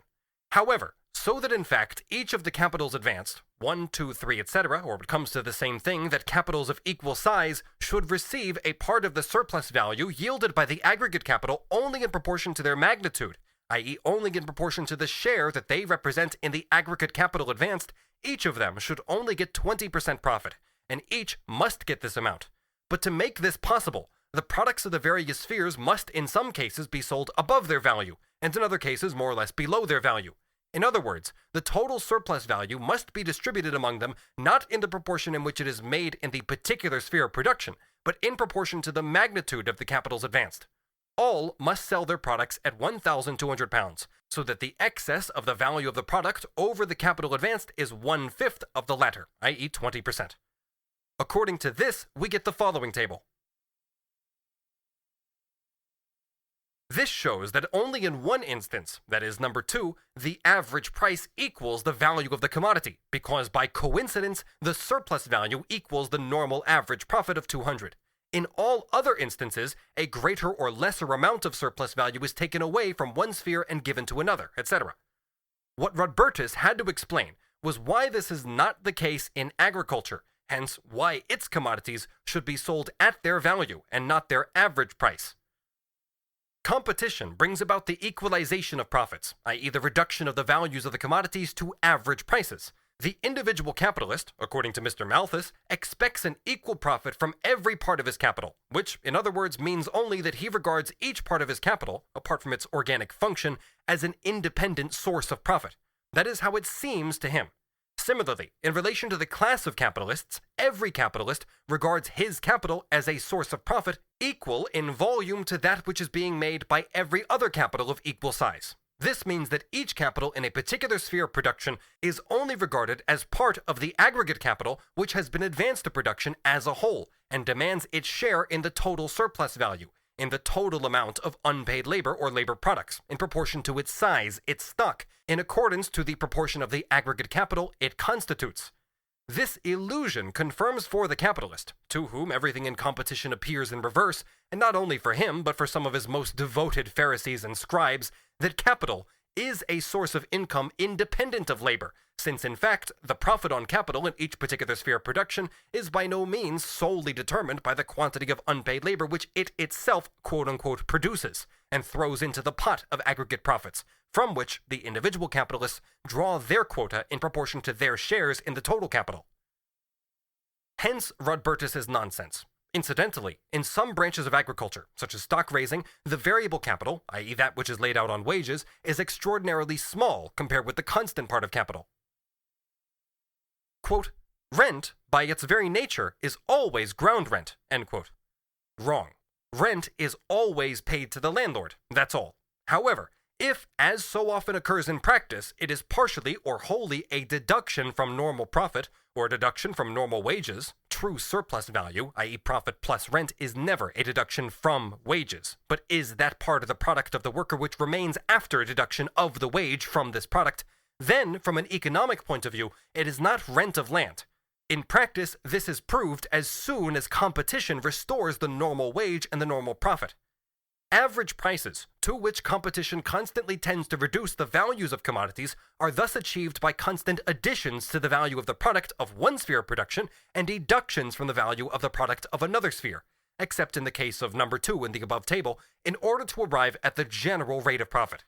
With the commodities of the particular sphere of production where the ratio of variable capital to the total sum of capital advanced, assuming the rate of surplus labor to be given, corresponds to the average ratio of social capital, value equals average price. Neither an addition to nor a deduction from value is therefore made. If, however, owing to special circumstances, which we will not go into here, in certain spheres of production a deduction is not made from the value of the commodities, although it stands above the average price, not just temporarily but on an average, then this retention of the entire surplus value in a particular sphere of production is to be regarded as a privilege of that sphere of production. What we are concerned with here, and have to explain as a peculiar feature, as an exception, is not that the average price of commodities is reduced below their value. This would be a general phenomenon and a necessary prerequisite for equalization, but why, in contrast to other commodities, certain commodities are sold at their value, above the average price. The average price of a commodity equals its cost of production plus average profit. Hence, if, as in the above example, average profit is 20%, which is 1/5, then the average price of each commodity is C plus P over C.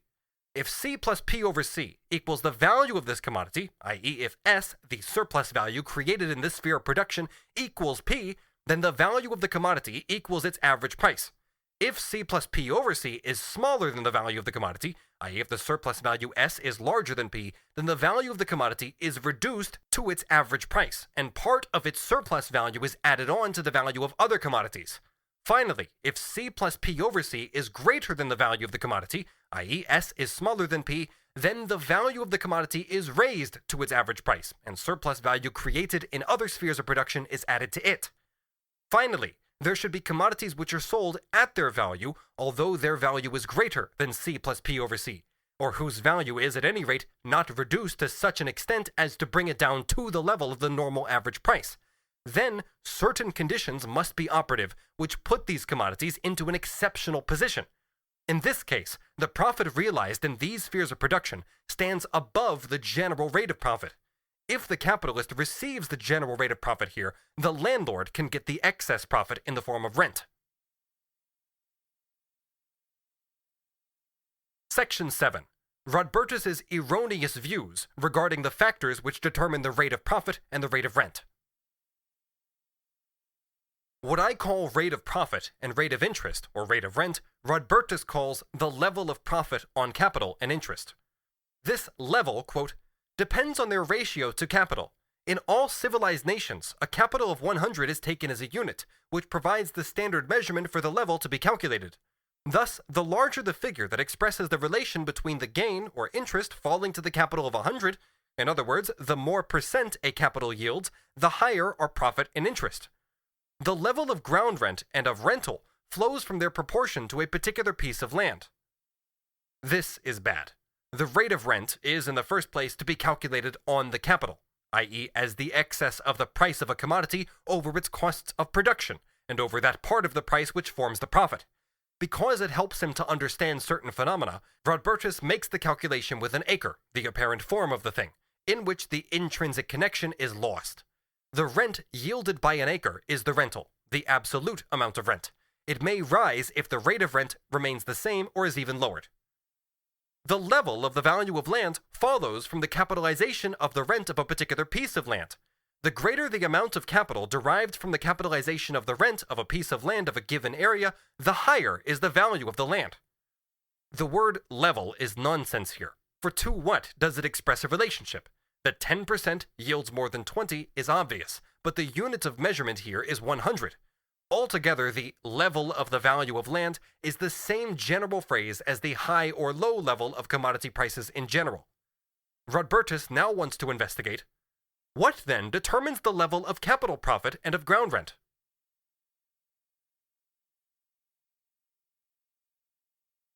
Subsection A. Rodbertus's first thesis. First of all, he examines what determines the level of rent in general, i.e., what regulates the rate of surplus value. With a given value of a product, or a product of a given quantity of labor, or, which again amounts to the same thing, with a given national product, the level of rent in general bears an inverse relationship to the level of wages, and a direct relationship to the level of productivity of labor in general. The lower the wages, the higher the rent. The higher the productivity of labor in general, the lower the wages and the higher the rent. The level of rent, the rate of surplus value, says Rodbertus, depends upon the size of this portion left over for rent, i.e., after deducting wages from the total product, in which, quote, that part of the value of the product which serves as replacement of capital can be disregarded, end quote. This is good. I mean that in this consideration of surplus value, the constant part of capital is disregarded. The following is a somewhat peculiar notion. When wages fall, i.e. from now on form a smaller share of the total value of the product, the aggregate capital, on which the other part of rent, i.e. the industrial profit, is to be calculated as profit, becomes smaller. Now it is, however, solely the ratio between the value that becomes capital profit or ground rent and the capital or land area on which it has to be calculated as such, which determines the level of profit and rent. Thus, if wages allow a greater value to be left over for rent, a greater value is to be reckoned as profit and ground rent, even with a diminished capital and the same area of land. The resulting ratio of both increases, and therefore the two together, or rent in general, has risen. It is assumed that the value of the product remains the same. Because the wage which the labor costs diminishes, the labor which the product costs does not necessarily diminish. This last bit is good, but it is incorrect to say that when the variable capital that is laid out in wages decreases, the constant capital must diminish. In other words, it is not true that the rate of profit must rise because the rate of surplus value rises. For instance, wages fall because labor becomes more productive, and in all cases, this expresses itself in more raw material being worked up by the same worker in the same period of time. This part of constant capital therefore grows, ditto machinery in its value. Hence, the rate of profit can fall with the reduction in wages. The rate of profit is dependent on the amount of surplus value, which is determined not only by the rate of surplus value, but also by the number of workers employed. Rodbertus correctly defines the necessary wage as equal to the amount of necessary subsistence, that is, to a fairly stable, definite quantity of material products for a particular country in a particular period. Rodbertus then puts forward in a most intricately confused, complicated, and clumsy fashion the proposition set up by Ricardo on the inverse relationship of profit and wages, and the determination of this relationship by the productivity of labor. The confusion arises partly because instead of taking labor time as his measure, he foolishly takes quantities of product and makes nonsensical differentiations between level of the value of the product and magnitude of the value of the product. By level of the value, he means nothing other than the relation of the product to the labor time. If the same amount of labor time yields many products, then the value of the product, i.e. the value of separate portions of the product, is low. If the reverse, then the reverse. If one working day yielded 100 pounds of yarn, and later 200 pounds, then in the second case, the value of the yarn would be half of what it was in the first. In the first case, its value is 1/100th of a working day. In the second, the value of the yarn is 1/200th of a working day. Since the worker receives the same amount of product, whether its value be high or low, i.e. whether it contains more or less labor, wages and profit move inversely, and wages take more or less of the total product according to the productivity of labor. He expresses this in the following intricate sentences. If the wage, as necessary subsistence, is a definite quantity of material products, then if the value of the product is high, the wage must have a high value. If it is low, it must constitute a low value. And since the value of the product available for distribution is assumed as constant, the wage will absorb a large part if the value of the product is high, a small part of it if its value is low, and finally, it will therefore leave either a large or small share of the value of the product for rent. But if one accepts the rule that the value of the product equals the quantity of labor which it cost, then the level of the value of the product is again determined purely by the productivity of labor, or the relationship between the amount of product and the quantity of labor which is used for its production. if the same quantity of labor brings forth more product, in other words, if productivity increases, then the same quantity of product contains less labor. And conversely, if the same quantity of labor brings forth less product, in other words, if productivity decreases, then the same quantity of product contains more labor.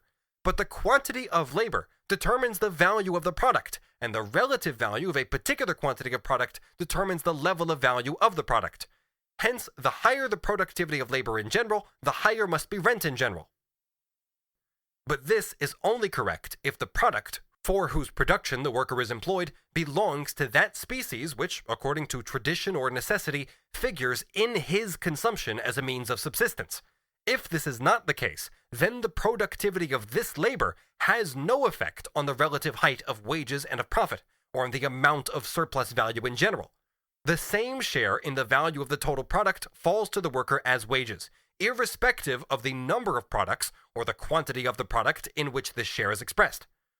The division of the value of the product in this case is not altered by any change in the productivity of labor.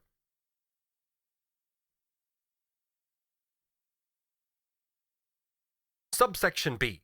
Rodbertus's second thesis.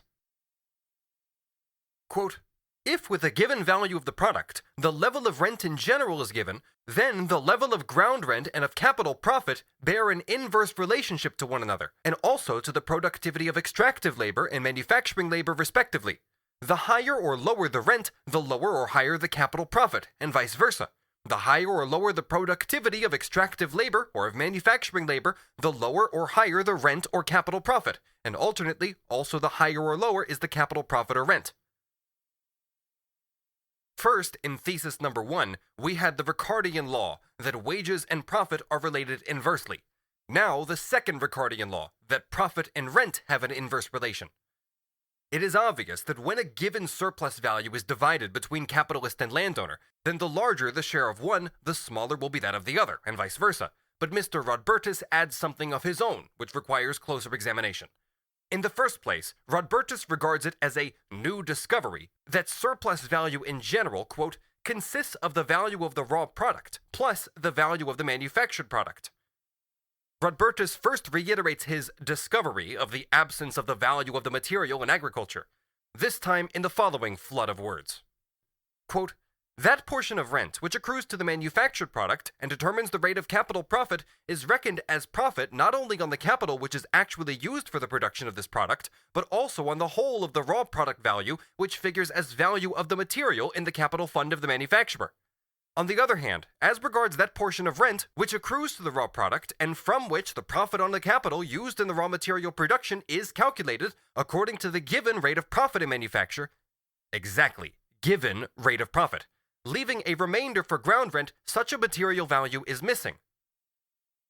Assume that a ground rent exists, which Rodbertus has not proved and cannot prove by his method, that is to say, a certain portion of the surplus value of the raw product falls to the landlord. Further assume that the level of rent in general, that is the rate of surplus value, quote, in a particular value of the product is also given, end quote. This amounts to the following. For instance, in a commodity of 100 pounds, say half, that is 50 pounds, is unpaid labor. This then forms the fund from which all categories of surplus value, rent, profit, etc. are paid. Then it is quite evident that one shareholder in the 50 pounds will draw the more, the less is drawn by the other, and vice versa, or that profit and rent are inversely proportional. Now the question is, what determines the apportionment between the two? In any case, it remains true that the revenue of the manufacturer, be he agriculturalist or industrialist, equals the surplus value which he draws from the sale of his manufactured product, which he has pilfered from the workers in his sphere of production, and that rent of the land, where it does not, as with the waterfall which is sold to the industrialist, stem directly from the manufactured product, which is also the case with rent for houses, etc., since houses can hardly be termed raw product. This rent of land only arises from the excess profit which is contained in the raw products and which the farmer pays over to the landlord. It is quite true that when the value of the raw product rises or falls, the rate of profit in those branches of industry which use raw material will rise or fall inversely to the value of the raw product. As I showed in a previous example, if the value of cotton doubles, then with a given wage and a given rate of surplus value, the rate of profit will fall. The same applies, however, to agriculture. If the harvest is poor and production is to be continued on the same scale, we assume here that the commodities are sold at their value, then a greater part of the total product or of its value would have to be returned to the soil, and after deducting wages, if these remain stationary, the farmer's surplus value would consist of a smaller quantity of product. Hence also a smaller quantity of value would be available for sharing out between him and the landlord. Although the individual product would have a higher value than before, not only the amount of product, but also the remaining portion of value would be smaller. It would be a different matter if, as a result of demand, the product rose above its value, and to such an extent that a smaller quantity of product had a higher price than a larger quantity of product did before. But this would be contrary to our stipulation that the products are sold at their value. Let us assume the opposite. Supposing the cotton harvest is twice as rich, and that part of it which is returned directly to the soil, for instance as fertilizer and seed, costs less than before. In this case, the portion of value which is left for the cotton grower after deduction of wages is greater than before. The rate of profit would rise here, just as in the cotton industry. True, in 1 yard of calico, the proportion of value formed by the raw product would now be smaller than before, and that formed by the manufacturing process would be larger. Assume that calico costs 2 shillings a yard when the value of the cotton it contains is 1 shilling. Now, if the cotton goes down from 1 shilling to 6 pence, which, on the assumption that its value equals its price, is only possible because its cultivation has become more productive, then the value of a yard of calico is 18 pence. It has decreased by a quarter, 25%.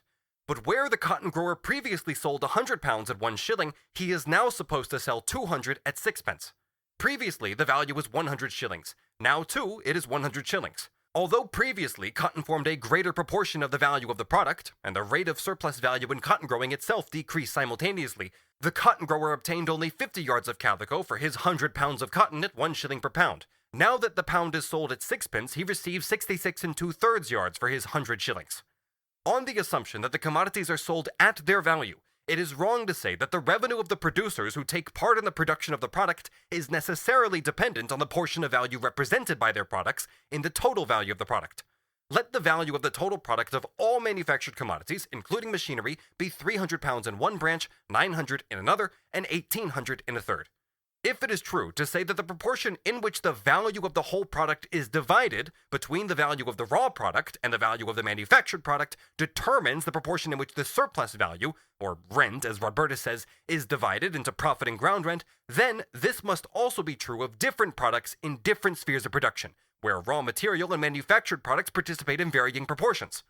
Suppose out of a value of 900 pounds, manufactured product accounts for 300, and raw material for 600, and that 1 pound equals 1 working day. Furthermore, the rate of surplus value is given, as say 2 hours on 10, with the normal working day of 12 hours. Then the 300 pounds manufactured product embodies 300 working days, and the 600 pounds of raw product twice as much, i.e. 2 times 300. The amount of surplus value in the one is 600 hours, in the other 1200. This only means that given the rate of surplus value, its volume depends on the number of workers employed simultaneously. Furthermore, since it has been assumed, not proved, that of the surplus value which enters into the value of the agricultural product, a portion falls to the landlord as rent, it would follow that in fact the amount of ground rent grows in the same proportion as the value of the agricultural product, compared with the manufactured product. In the above example, the ratio of the agricultural product to the manufactured one is as 2 to 1, i.e. 600 to 300. Suppose in another case it is as 300 to 600. Since the rent depends on the surplus value contained in the agricultural product, it is clear that if this amounts to 1200 hours in the first case as against 600 in the second, and if the rent constitutes a certain part of this surplus value, it must be greater in the first case than in the second. Or the larger the portion of value which the agricultural product forms in the value of the total product, the larger will be its share in the surplus value of the whole product. For every portion of the value of the product contains a certain portion of surplus value, and the larger the share in the surplus value of the whole product which falls to this agricultural product, the larger will be the rent, since rent represents a definite proportion of the surplus value of the agricultural product. Let the rent be 1/10 of the agricultural surplus value. Then it is 120 hours if the value of the product is 600 pounds, out of the 900, and only 60 hours if it is 300 pounds. According to this, the volume of rent would in fact alter with the amount of the value of the agricultural product, hence also with the relative value of the agricultural product in relation to the manufactured product. But the level of the rent and of the profit, their rates, would have absolutely nothing to do with it whatsoever. In the first case, the value of the product is £900, of which 300 is manufactured and 600 agricultural. Of this, 600 hours surplus value accrue to the manufactured product and 1,200 to the agricultural product, altogether 1,800 hours. Of these, 120 go to rent and 1,680 to profit. In the second case, the value of the product is £900, of which 600 is manufactured and 300 agricultural. Thus, 1,200 hours surplus value for manufacture and 600 for agriculture. Altogether, 1,800. Of this, 60 go to rent and 1,200 to profit for manufacture and 540 for agriculture. Altogether, 1,740. In the second case, the manufactured product is twice as great as the agricultural product in terms of value. In the first case, the position is reversed. In the second case, the rent is 60. In the first, it is 120. It is simply grown in the same proportion as the value of the agricultural product. As the volume of the latter increased, so the volume of the rent increased. If we consider the total surplus value, i.e. 1,800, then in the first case, the rent is 1/15, and in the second, it is 1/30. But the level of the rent does not rise in proportion to the surplus value in the product in which it participates, because now, as before, this proportion is 1/10. Its volume grows because the product grows, and because it grows in volume without a rise in its level rises in comparison with the quantity of profit or the share of profit in the value of the total product. Because it is presupposed that a greater part of the value of the total product yields rent, i.e. a greater part of surplus value is turned into rent, that part of surplus value which is converted into rent is of course greater. This has absolutely nothing to do with the value of the material, but that a greater rent at the same time represents a higher rent, quote, because the area or number of acres on which it is calculated remains the same and hence a greater amount of value falls to the individual acre, end quote, is ridiculous. It amounts to measuring the level of rent by a standard of measurement that obviates the difficulties of the problem itself.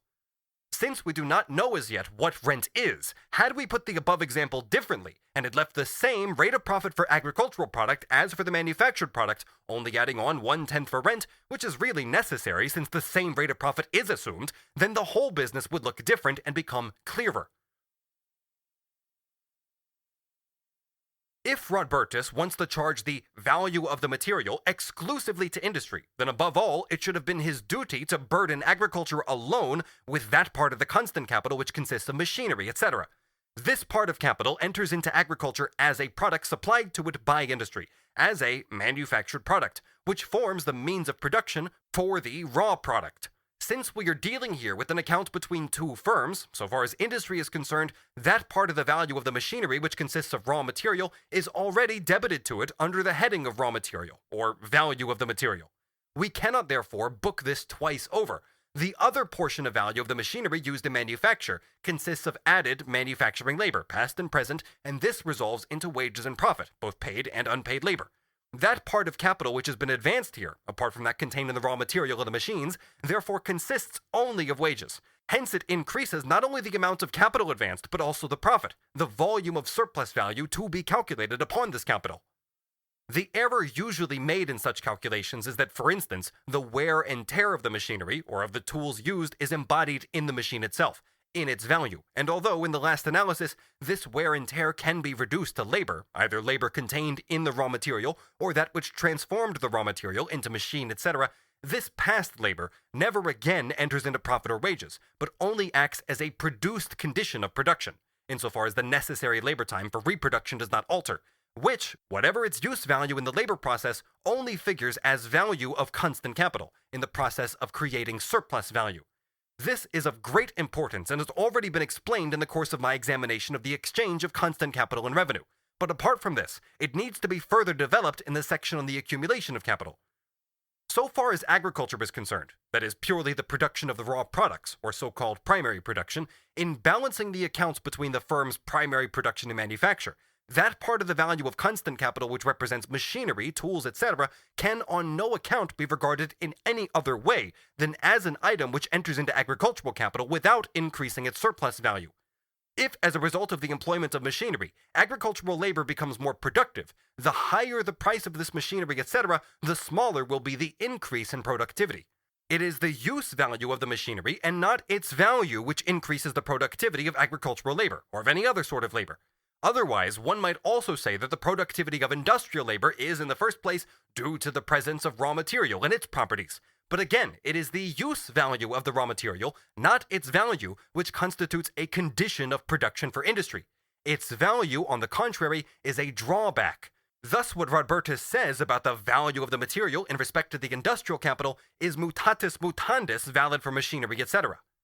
Quote, for instance, the labor costs of a particular product, such as wheat or cotton, cannot be affected by the labor costs of the plow or gin as machines, or the labor costs of a drainage canal or stable buildings. On the other hand, the value of the machine, or the machine value, does not figure in the amount of capital on which the owner has to calculate his gain, the rent that falls to the raw product. In other words, that portion of the value of wheat and cotton representing the value of the wear and tear of the plow or gin is not the result of the work of plowing or of separating the cotton fiber from its seed, but the result of the labor which manufactured the plow and the gin. This component part of value goes into the agricultural product without being produced in agriculture. It only passes through agriculture, which uses it merely to replace plows and gins by buying new ones from the maker of machines. The machines, tools, buildings, and other manufactured products required in agriculture consist of two component parts. Firstly, the raw materials of these manufactured products, and secondly, the labor added to the raw materials. Although these raw materials are the product of agriculture, they are a part of its product which never enters into wages or into profit. Even if there were no capitalist, the farmer still could not chalk up this part of his product as wages for himself. He would in fact have to hand it over gratis to the machine manufacturer so that the latter would make him a machine from it. And besides, he would have to pay for the labor which is added to this raw material, equal to wages plus profit. This happens in reality. The machine maker buys the raw material, but in purchasing the machine, agricultural producer must buy back the raw material. It is just as if he had not sold it at all, but had lent it to the machine maker to give it the form of a machine. Thus, that portion of the value of the machinery employed in agriculture, which resolves into raw material, although it is the product of agricultural labor and forms part of its value, belongs to production and not to the producer. It therefore figures in his expenses, like seed. The other part, however, represents the manufacturing labor embodied in the machinery, and is a product of manufacture which enters into agriculture as means of production, just as raw material enters into industry as means of production. Thus, if it is true that the firm primary production supplies the firm manufacturing industry with the value of the material which enters as an item into the capital of the industrialist, then it is no less true that the firm manufacturing industry supplies the firm primary production with the value of the machinery which enters into the farmer's capital, without this component part of value yielding him any surplus value. This circumstance is a reason why the rate of profit appears to be smaller in high agriculture, as the English call it, than in primitive agriculture, although the rate of surplus value is greater. At the same time, this supplies Rodbertus with striking proof of how irrelevant it is to the nature of a capital advanced, whether that portion of the product which is laid out in constant capital is replaced in kind, and therefore only accounted for as a commodity, as money value, or whether it has really been alienated, and has gone through the process of purchase and sale.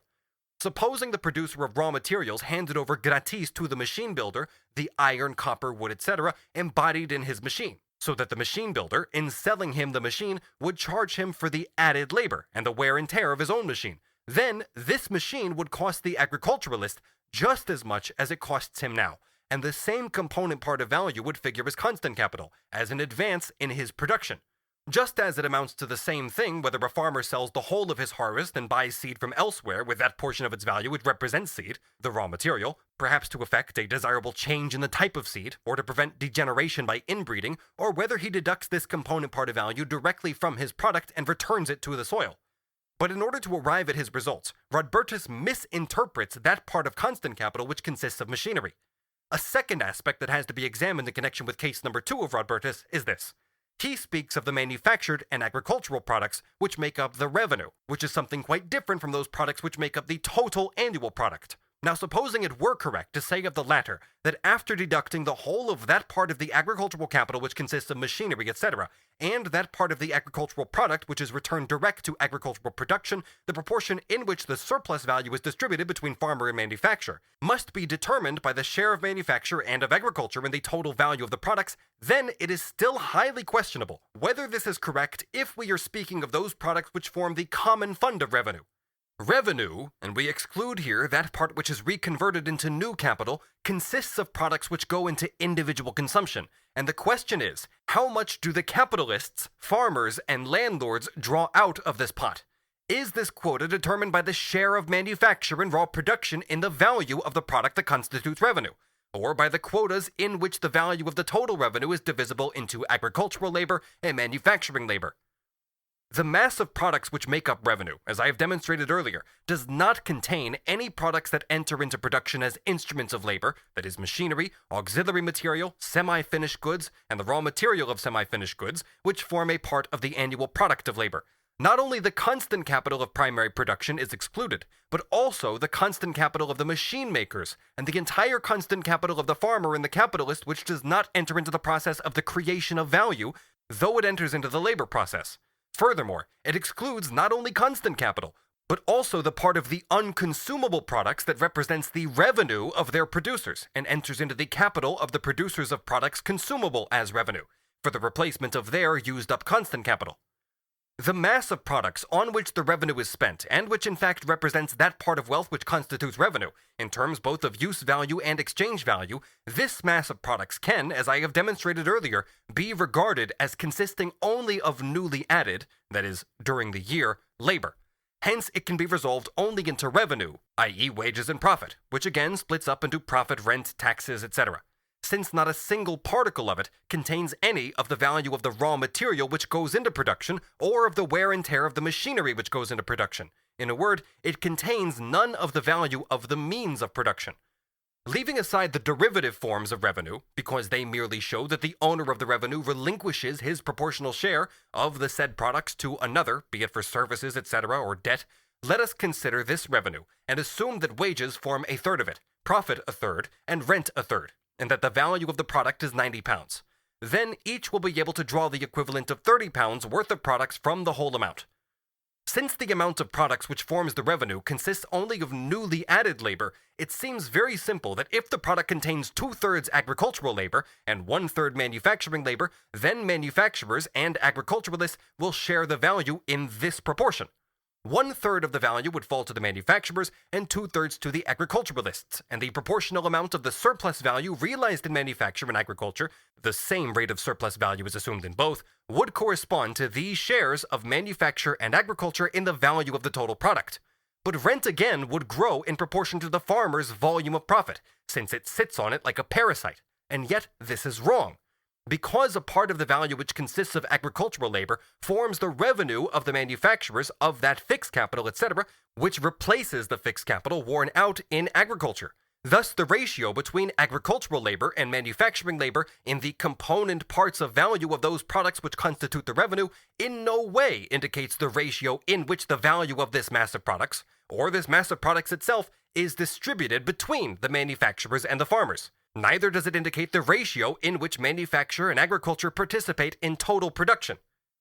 Rodbertus goes on to say, quote, "But again, it is only the productivity of labor in primary production or manufacture which determines the relative level of the value of the primary product and manufactured product or their respective shares in the value of the total product. The value of the primary product will be the higher, the lower the productivity of labor in primary production, and vice versa. In the same way, the value of the manufactured product will be the higher, the lower the productivity in manufacture, and vice versa. Since a high value of the raw product effects a high ground rent and low capital gain, and a high value of the manufactured product effects a high capital gain and low ground rent, if the level of rent in general is given, the level of ground rent and of capital gain must not only bear an inverse relationship to one another, but also to the productivity of their respective labor, that in primary production and that in manufacture. If the productivity of two different spheres of production is to be compared, this can only be done relatively. In other words, one starts at any arbitrary point. For instance, when the values of hemp and linen, i.e. the correlative quantities of labor time embodied in them, are as 1:3.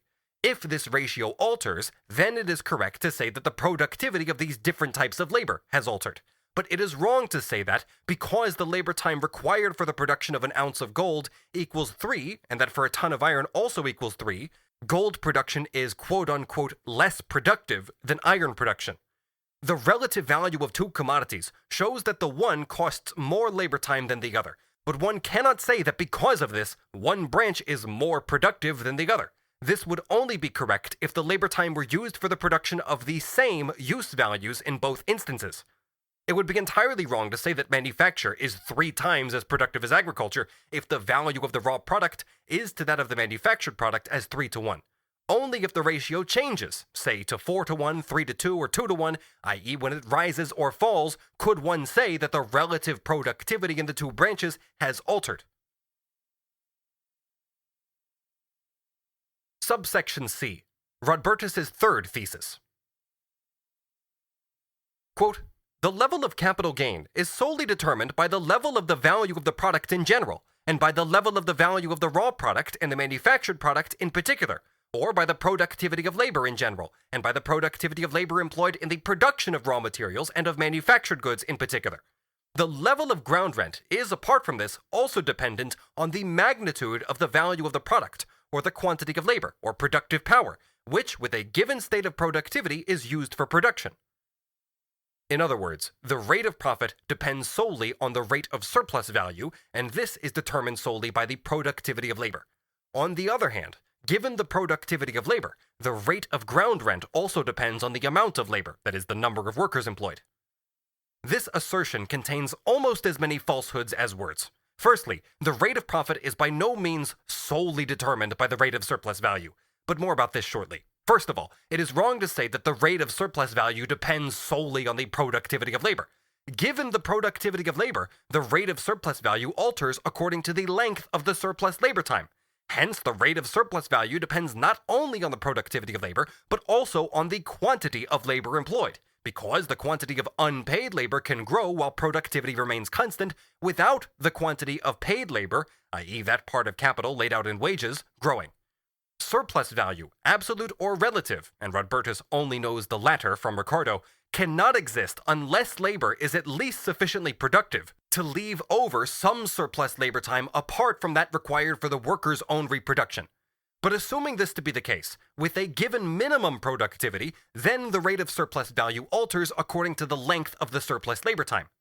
Firstly, therefore, it is wrong to say that because the rate of surplus value is solely determined by the productivity of the labor exploited by capital, the rate of profit, or the level of capital gain, is so determined. Secondly, the rate of surplus value, which, if the productivity of labor is given, alters with the length of the working day, and with a given normal working day alters with the productivity of labor, is assumed to be given. Surplus value itself will then vary according to the number of workers, from whose every working day a certain quantity of surplus labor is extorted, or according to the volume of variable capital expended on wages. The rate of profit, on the other hand, depends on the ratio of this surplus value to the variable capital plus the constant capital. If the rate of surplus value is given, the amount of surplus value does indeed depend on the amount of variable capital, but the level of profit, the rate of profit, depends on the ratio of this surplus to the total capital advanced. In this case, the rate of profit will thus be determined by the price of the raw material, if such exists in this branch of industry, and the value of machinery of a particular efficiency. Hence, what Rodbertus says is fundamentally wrong. Quote, "Thus, as the amount of capital gain increases, consequent upon the increase in product value, so also in the same proportion increases the amount of capital value on which the gain has to be reckoned, and the hitherto existing ratio between gain and capital is not altered at all by this increase in capital gain." This is only valid if it signifies the tautology that given the rate of profit, the amount of capital employed is immaterial, precisely because the rate of profit is assumed to be constant. But as a rule, the rate of profit can increase although the productivity of labor remains constant, or it can fall even though the productivity of labor rises, and rises moreover in every department. And now again, the silly remark about ground rent, the assertion that the mere increase of rent raises its rate, because in every country it is calculated on the basis of an unalterable number of acres. If the volume of profit grows, given the rate of profit, then the amount of capital from which it is drawn grows. On the other hand, if rent increases, then according to Rodbertus, only one factor changes, namely rent itself, while its standard of measurement, the number of acres, remains unalterably fixed. Hence, rent can rise for a reason which enters into the economic development of society everywhere, namely the increase in labor used for production, in other words, the increasing population. This does not necessarily have to be followed by a rise in the raw product value, since the drawing of rent from a greater quantity of primary product must already have this effect. On page 128, Rodbertus makes the strange discovery that even if the value of the raw product fell below its normal level, causing rent to disappear completely, it would be impossible, quote, for capital gain ever to amount to 100%. However high it may be, it must always amount to considerably less, end quote. And why? Because the capital gain is merely the result of the division of the value of the product. It must accordingly always be a fraction of this unit. This, Rodbertus, depends entirely upon the nature of your calculation. Let the constant capital be 100, and the wages advance 50, and let the product of labor over and above this 50 be 150. We would then have the following calculation.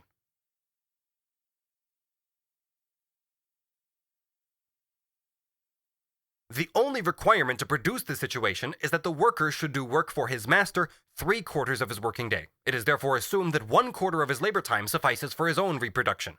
Of course, if Rodbertus takes the total value of the product, which equals 300, and does not consider the excess it contains over the costs of production, but says that this product is to be divided between the capitalist and the worker, then in fact, the capitalist portion can only amount to a part of this product, even if it came to 999 over 1,000. But the calculation is incorrect, or at least useless in almost every respect. If a person lays out 150 and makes 300, he is not in the habit of saying that he has made a profit of 50%, on the basis of reckoning the 150 on 300 instead of on 150.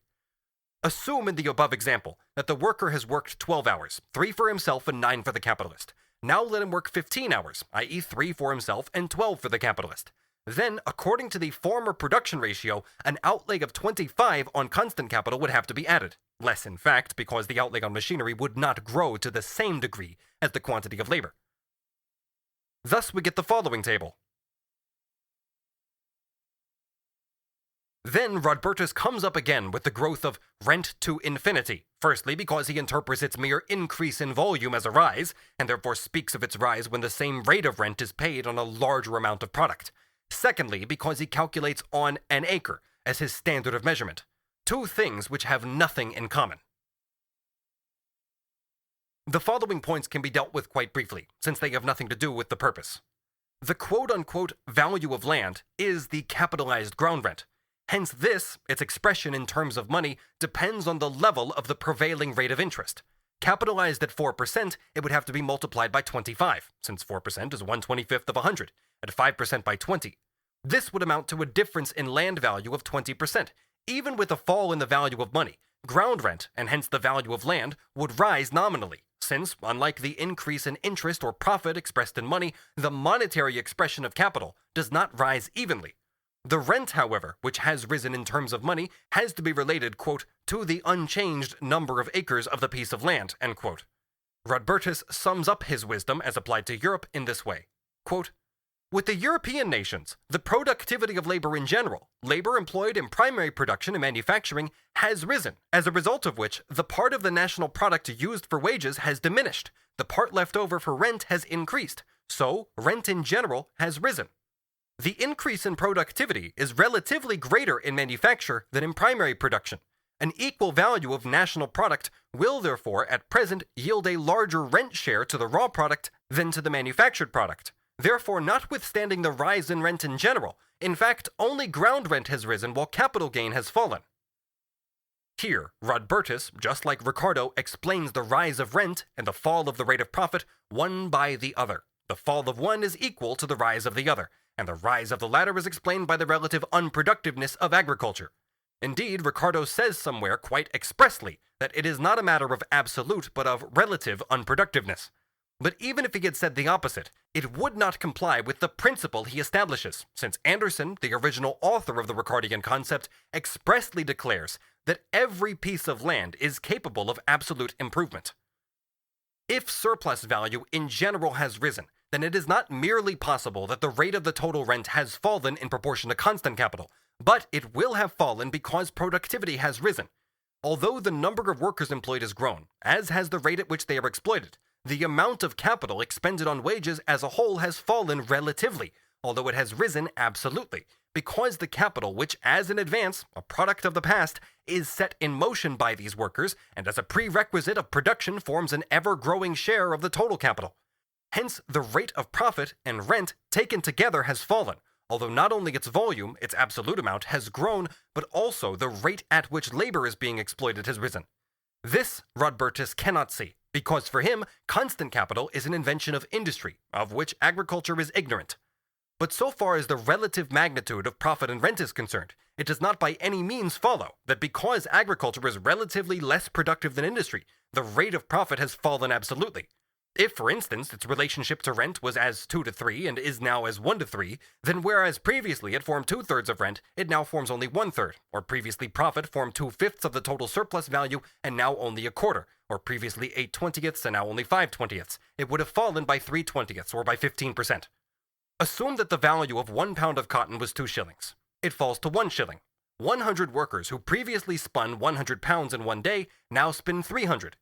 Previously, the outlay for 300 pounds amounted to 600 shillings. Now it is only 300 shillings. Further, assume that in both cases, machinery equals 1/10, or 60 shillings. Finally, previously, 300 pounds cost 300 shillings as an outlay for 300 workers. Now, only 100 shillings for 100 workers. Since the productivity of the workers has increased, and we must suppose that they are paid here in their own product, assume that whereas previously the surplus value was 20% of wages, it is now 40. Thus we get the following tables. Suppose the rent is 1/3 of 1 pound. Then in the first case it equals 200 shillings, i.e. 10 pounds. In the second it is 100 shillings, or 5 pounds. The rent has fallen here because the raw product has become cheaper by 50%. But the whole of the product has become cheaper by more than 50%. The industrial labor added in number 1 is to the value of the raw material as 300 to 600, or 6 to 10 being 1 to 1 2/3. In number 2 as 140 to 300, or 1 to 2 1/7. Industrial labor has become relatively more productive than agricultural labor here, yet in the first case, the rate of profit is lower and the rent higher than in the second. In both cases, rent amounts to 1/3 of raw materials. Assume that the amount of raw materials in number 2 doubles, so that 600 pounds are spun, and we would get the following table. The rate of profit has risen compared with number 1. Rent would be just the same as in number 1. The 600 pounds would cost only 1,000, whereas before they cost 2,040. It does not by any means follow from the relative dearness of the agricultural product that it yields a higher rent. However, if one assumes, as Rodbertus can be said to assume since his so-called proof is absurd, that rent clings as a percentage on to every particle of value of the agricultural product, then indeed it follows that rent rises with the increasing dearness of agricultural produce. Quote, as a result of the increased population, the value of the total national product has also grown to an extraordinary extent. Today, therefore, the nation draws more wages, more profit, more ground rent. Furthermore, this increased amount of the ground rent has raised it, whereas the increased amount of wages and profit could not have a similar effect. Section 8. The kernel of truth in the law distorted by Rodbertus. Let us strip Rodbertus of all nonsense, not to speak of such defective conceptions as I have detailed more fully above, for instance that the rate of surplus value, or level of rent, can only rise when labor becomes more productive, i.e. the overlooking of absolute surplus value, etc. Namely, let's strip him of the absurd conception that the value of the material does not form part of the expenditure in capitalist agriculture in the strict sense.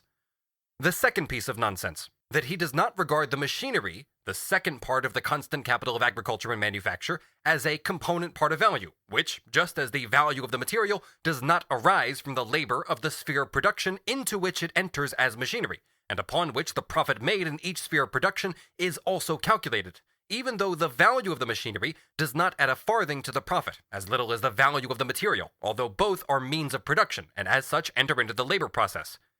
The third piece of nonsense, that he does not charge to agriculture the entire value of the machinery, etc., which enters into it as an item of expenditure, and that he does not regard that element of it which does not consist of raw material as a debit of agriculture to industry, which does not therefore belong to the expenditure of industry as a whole, and in payment for which a part of the raw material of agriculture must be supplied gratis to industry.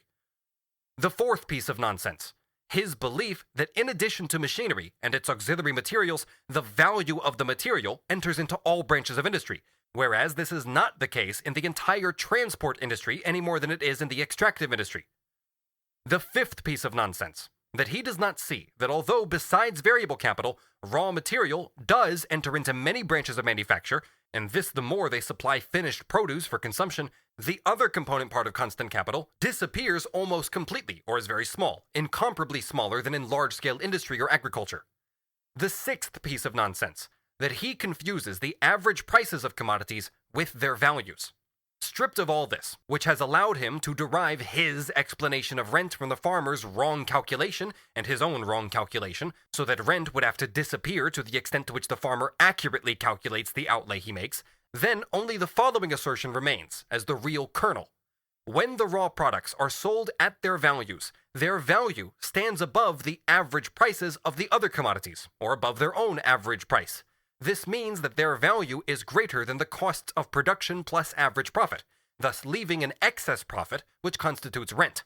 Furthermore, assuming the same rate of surplus value, this means that the ratio of variable capital to constant capital is greater in primary production than it is on an average in those spheres of production which belong to industry, which does not prevent it from being higher in some branches of industry than it is in agriculture. Or putting it into even more general terms, agriculture belongs to that class of industries whose variable capital is greater proportionately to constant capital than in industry, on an average. Hence, its surplus value, calculated on its costs of production, must be higher than the average in the industrial spheres, which means again that its particular rate of profit stands above the average rate of profit, or the general rate of profit, which means again, when the rate of surplus value is the same and the surplus value itself is given, then the particular rate of profit in each sphere of production depends on the proportion of variable capital to constant capital in that particular sphere. This would therefore only be an application of the law developed by me in a general form to a particular branch of industry. Consequently, 1. One has to prove that agriculture belongs to those particular spheres of production whose commodity values are above their average price, whose profit, so long as they appropriate it themselves and do not hand it over for the equalization of the general rate of profit, thus stands above the average profit, yielding them, therefore, in addition to this, an excess profit. This point, number 1, appears certainly to apply to agriculture on an average, because manual labor is still relatively dominant in it, and it is characteristic of the bourgeois mode of production to develop manufacture more rapidly than agriculture. This is, however, a historical difference which can disappear.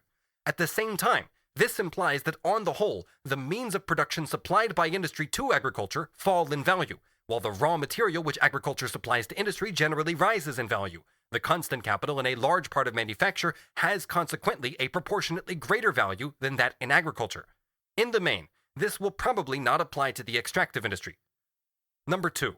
It is wrong to say, as Rodbertus does, if, according to the general law, the agricultural product is sold on an average at its value, then it must yield an excess profit, alias rent, as though this selling of the commodity at its value above its average price were the general law of capitalist production.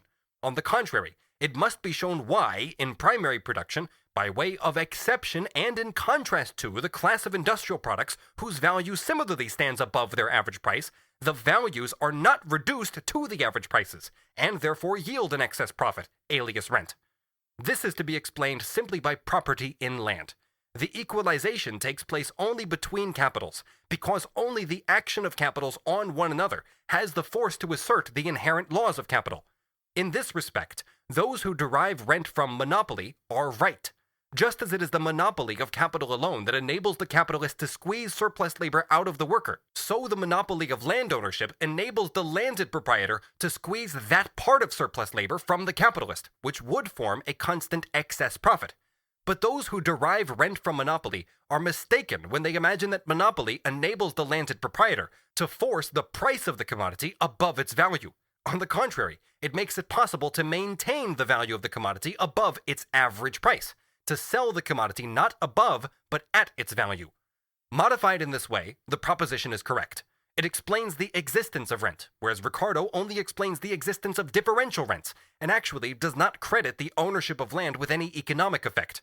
Furthermore, it does away with the superstructure, which with Ricardo himself was anyhow only arbitrary and not necessary for his presentation, namely that the agricultural industry becomes gradually less productive. It admits, on the contrary, that it becomes more productive. On the bourgeois basis, however, agriculture is relatively less productive, or slower to develop the productive power of labor, than industry. Ricardo is right when he derives his excess surplus value not from greater productivity, but from smaller productivity. Section 9. Differential rent and absolute rent in their reciprocal relationship. Rent as a historical category. Smith's and Ricardo's method of research. So far as the difference in rents is concerned, provided equal capital is invested in land areas of equal size, it is due to the difference in natural fertility, in the first place, specifically with regard to those products which supply bread, the chief nutrient. Provided the land is of equal size and fertility, differences in rent arise from the unequal capital investment. The first, natural difference, causes not only the difference in the size, but also in the level or rate of rent, relatively to the capital which has been laid out. The second, industrial difference, only effects a greater rent in proportion to the volume of capital which has been laid out. Successive capital investments on the same land may also have different results. The existence of different excess profits or different rents on land of varying fertility does not distinguish agriculture from industry. What does distinguish it is that those excess profits in agriculture become permanent fixtures, because here they rest on a natural basis, which, it is true, can be to some extent leveled out. In industry, on the other hand, given the same average profit, these excess profits can only turn up fleetingly, and they only appear because of a changeover to more productive machines and combinations of labor. In industry, it is always the most recently added, most productive capital that yields an excess profit by reducing average prices. In agriculture, excess profit may be the result, and very often must be the result, not of the absolute increase in fertility of the best fields, but the relative increase in their fertility, because less productive land is now being cultivated. In industry, the higher relative productiveness, the excess profit, which disappears, must always be due to the absolute increase in productivity of the newly invested capital compared with the old. No capital can yield an excess profit in industry. We are not concerned here with a momentary rise in demand, because less productive capitals are newly entering into the branch of industry. It can, however, also happen in agriculture, and Ricardo admits this, that more fertile land which is either naturally more fertile or which becomes more fertile under newly developed advances in technique than the old land under the old conditions, comes into use at a later stage, and even throws a part of the old land out of cultivation, as in the mining industry and with colonial products, or forces it to turn to another type of agriculture which supplies a different product. The fact that differences in rents, that is, excess profits, become more or less fixed distinguishes agriculture from industry. But the fact that the market price is determined by the average conditions of production, thus raising the price of the product which is below this average, above its price and even above its value, this fact by no means arises from the land, but from competition, from capitalist production. Hence, this is not a law of nature, but a social law. This theory neither demands the payment of rent for the worse land, nor the non-payment of rent. Similarly, it is possible that a lease rent is paid where no rent is yielded, where only the ordinary profit is made, or where not even this is made. Here, the landowner draws a rent, although economically none is available. Rent, as in excess profit, is paid only for the better, more fertile land. Here, rent as such does not exist. In such cases, excess profit, just as the excess profit in industry, rarely becomes fixed in the form of rent, as in the west of the United States of North America. This is the case where, on the one hand, relatively great areas of disposable land have not become private property, and on the other, the natural fertility is so great that the values of the agricultural products are equal to, sometimes below, their average prices, despite the scant development of capitalist production, and therefore the high proportion of variable capital to constant capital. If their values were higher, competition would reduce them to this level. It is, however, absurd to say, as for example Rodbertus does, that the state appropriates the ground rent because it levies, for instance, $1 or so per acre, a low, almost nominal price. One could just as well say that the state imposes a trade tax on the pursuit of every branch of industry. In this case, Ricardo's law exists. Rent exists only for relatively fertile land, although mostly not in a fixed but in a fluid state, like the excess profit in industry. The land that pays no rent does so not because of its low fertility, but because of its high fertility. The better kinds of land pay rent because they possess more than average fertility. But in countries where landed property exists, the same situation, namely that the last cultivated land pays no rent, may also occur for the reverse reasons. Supposing, for instance, that the value of the grain crops was so low, and that its low value was in no way connected with the payment of rent, that owing to the relatively low fertility of the last cultivated land, the value of its crop were only equal to the average price. This means that if the same amount of labor were expended here as on the land which carried a rent, the number of quarters would be so small and the capital laid out that with the average value of bread products, only the average price of wheat would be obtained.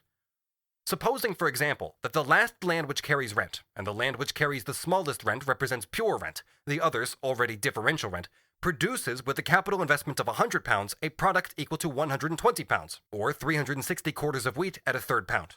In this case, 3 quarters equals 1 pound.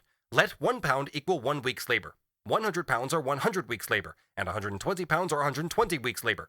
1 quarter is 1/3 of a week, which is 2 days, and of these 2 days, or 24 hours, if the normal working day is 12 hours, 1/5, or 4 4/5 hours, are unpaid labor, which is equal to the surplus value embodied in the quarter. 1 quarter equals 1/3 of a pound, which is 6 2/3 shillings. If the quarter is sold at its value, and the average profit is 10%, then the average price of the 360 quarters would be £110, and the average price per quarter 6 1/9 shillings. The value would be £10 above the average price, and since the average profit is 10%, the rent would be equal to half the surplus value, i.e. £10 or 5/9 shillings per quarter. Better types of land, which would yield more quarters for the same outlay of 120 labor weeks, of which, however, only 100 are paid labor, be it materialized or living, would, at the price of 6 6/9 shillings per quarter, yield a higher rent. But the worst cultivated land would yield a rent of £10 on a capital of £100, or of 5/9 shillings per quarter of wheat. Assume that a new piece of land is cultivated, which yields only 330 quarters with 120 labor weeks. If the value of 3 quarters is a pound, then that of 330 is 110 pounds. But 1 quarter would now be equal to 2 days and 2 2/11 hours, while before it was equal only to 2 days. Previously, 1 quarter was equal to 6 6/9 shillings, or 1 quarter was equal to 6 shillings and 8 pence. Now, since 1 pound equals 6 days, it is equal to 7 shillings, 3 pence, and 1 1/11 farthing. To be sold at its value, the quarter would now have to be sold at 7 pence and 1/11 farthing more. At this price, it would also yield the rent of 5/9 shillings per quarter. The value of the wheat produced on the better land is here below the value of that produced on the worse land. If this worst land sells at the price per quarter of the next best or rent-yielding land, then it sells below its value, but at its average price, i.e. the price at which it yields the normal profit of 10%. It can therefore be cultivated and yield the normal average profit to the capitalist. There are 2 situations in which the worst land would here yield a rent apart from profit. Firstly, if the value of the quarter of wheat were above 6 6/9 shillings. Its price could be above this, i.e. above its value as a result of demand, but this does not concern us here. That is, if the worst land previously cultivated, and all others, while yielding the same rent, were proportionately less fertile, so that their value were higher above their average price and the average price of the other commodities. That the new worse land does not yield a rent is thus not due to its low fertility, but to the relatively high fertility of the other land. As against the new type of land with the new capital investment, the worst previously cultivated rent-yielding land represents rent in general, the non-differential rent, and that its rent is not higher is due to the high fertility of the rent-yielding land. Assume that there are 3 other classes of land besides the last rent-yielding land. Class 2, that above number 1, the last rent-yielding land, carries a rent of 1/5 more because this land is 1/5 more fertile than class number 1. Class number 3 again 1/5 more because it is 1/5 more fertile than class number 2, and the same again in class number 4. Since the rent in class number 1 equals 10 pounds, it is 12 pounds in class number 2, 14 2/5 of a pound in class number 3, and 17 7/25 of a pound in class number 4. If number 4's fertility were less, the rent of 3 to 1 inclusive would be greater, and that of number 4 also greater absolutely. This can be taken in 2 ways. If number 1 were more fertile than the rent of 2, 3 and 4 would be proportionately smaller. On the other hand, 1 is to 2, 2 is to 3, and 3 is to 4, as the newly added, non-rent-yielding type of land is to 1. The new type of land does not carry a rent because the value of the wheat from number 1 is not above the average price of that from the new land. It would be above it if 1 were less fertile. Then the new land would likewise yield a rent. But the same applies to number 1. If 2 were more fertile, then 1 would yield no rent, or a smaller rent. And it is the same with 2 and 3, and with 3 and 4. Finally, we have the reverse. The absolute fertility of 4 determines the rent of 3. If 4 were yet more fertile, 3, 2, and 1 would yield a smaller rent or no rent at all. Thus, the rent yielded by 1, the undifferentiated rent, is determined by the fertility of 4, just as the circumstance that the new land yields no rent is determined by the fertility of 1. Accordingly, Stork's law is valid here, namely that the rent of the most fertile land determines the rent of the last land to yield any rent at all, and therefore also the difference between the land which yields the undifferentiated rent and that which yields no rent at all. Hence the phenomenon that here the fifth class, the newly cultivated land 1 prime, as opposed to number 1, yields no rent, is not to be ascribed to its own lack of fertility, but to its relative lack of fertility compared with number 1, therefore to the relative fertility of 1 as compared with 1 prime. Secondly, the value of the product of the rent-yielding types of land 1, 2, 3, and 4, that is 6 shillings 8 pence per quarter, to make it more realistic one could say bushel instead of quarter, equals the average price of 1 prime, and is below its own value. Now, many intermediary stages are in fact possible. Supposing on a capital investment of £100, 1 prime yielded any quantity of quarters between its real return of 330 bushels and the return of number 1, which is 360. Say 333, 340, 350, up to 360 minus X bushels. Then the value of the quarter at 6 shillings 8 pence would be above the average price of 1 prime per bushel, and the last cultivated land would yield a rent. That it yields the average profit at all, it owes to the relatively low fertility of 1, and therefore of 1 to 4. That it yields no rent is due to the relatively high fertility of 1, and to its own relatively low fertility. The last cultivated land, 1 prime, could yield a rent if the value of the bushel were above 6 shillings 8 pence, that is, if 1, 2, 3, and 4 were less fertile, for then the value of the wheat would be greater. It could, however, also yield a rent if the value were given at 6 shillings 8 pence, i.e. if the fertility of 1, 2, 3, and 4 were the same. This would be the case if it were more fertile itself, yielded more than 330 bushels, and if the value of 6 shillings 8 pence per bushel were thus above its average price. In other words, its average price would then be below 6 shillings 8 pence, and therefore below the value of the wheat grown on 1, 2, 3, and 4. If the value is above the average price, then there is an excess profit above the average profit, hence the possibility of a rent. This shows, when comparing different spheres of production, for instance industry and agriculture, the fact that value is above average price indicates lower productivity in the sphere of production that yields the excess profit, the excess of value over the average price. Within the same sphere, on the other hand, it indicates greater productivity of one capital in comparison with other capitals in the same sphere of production. In the above example, number 1 yields a rent, only because in agriculture, the proportion of variable capital to constant capital is greater than in industry, i.e. more new labor has to be added to the materialized labor, and because of the existence of landed property, this excess of value over average price is not leveled out by competition between capitals.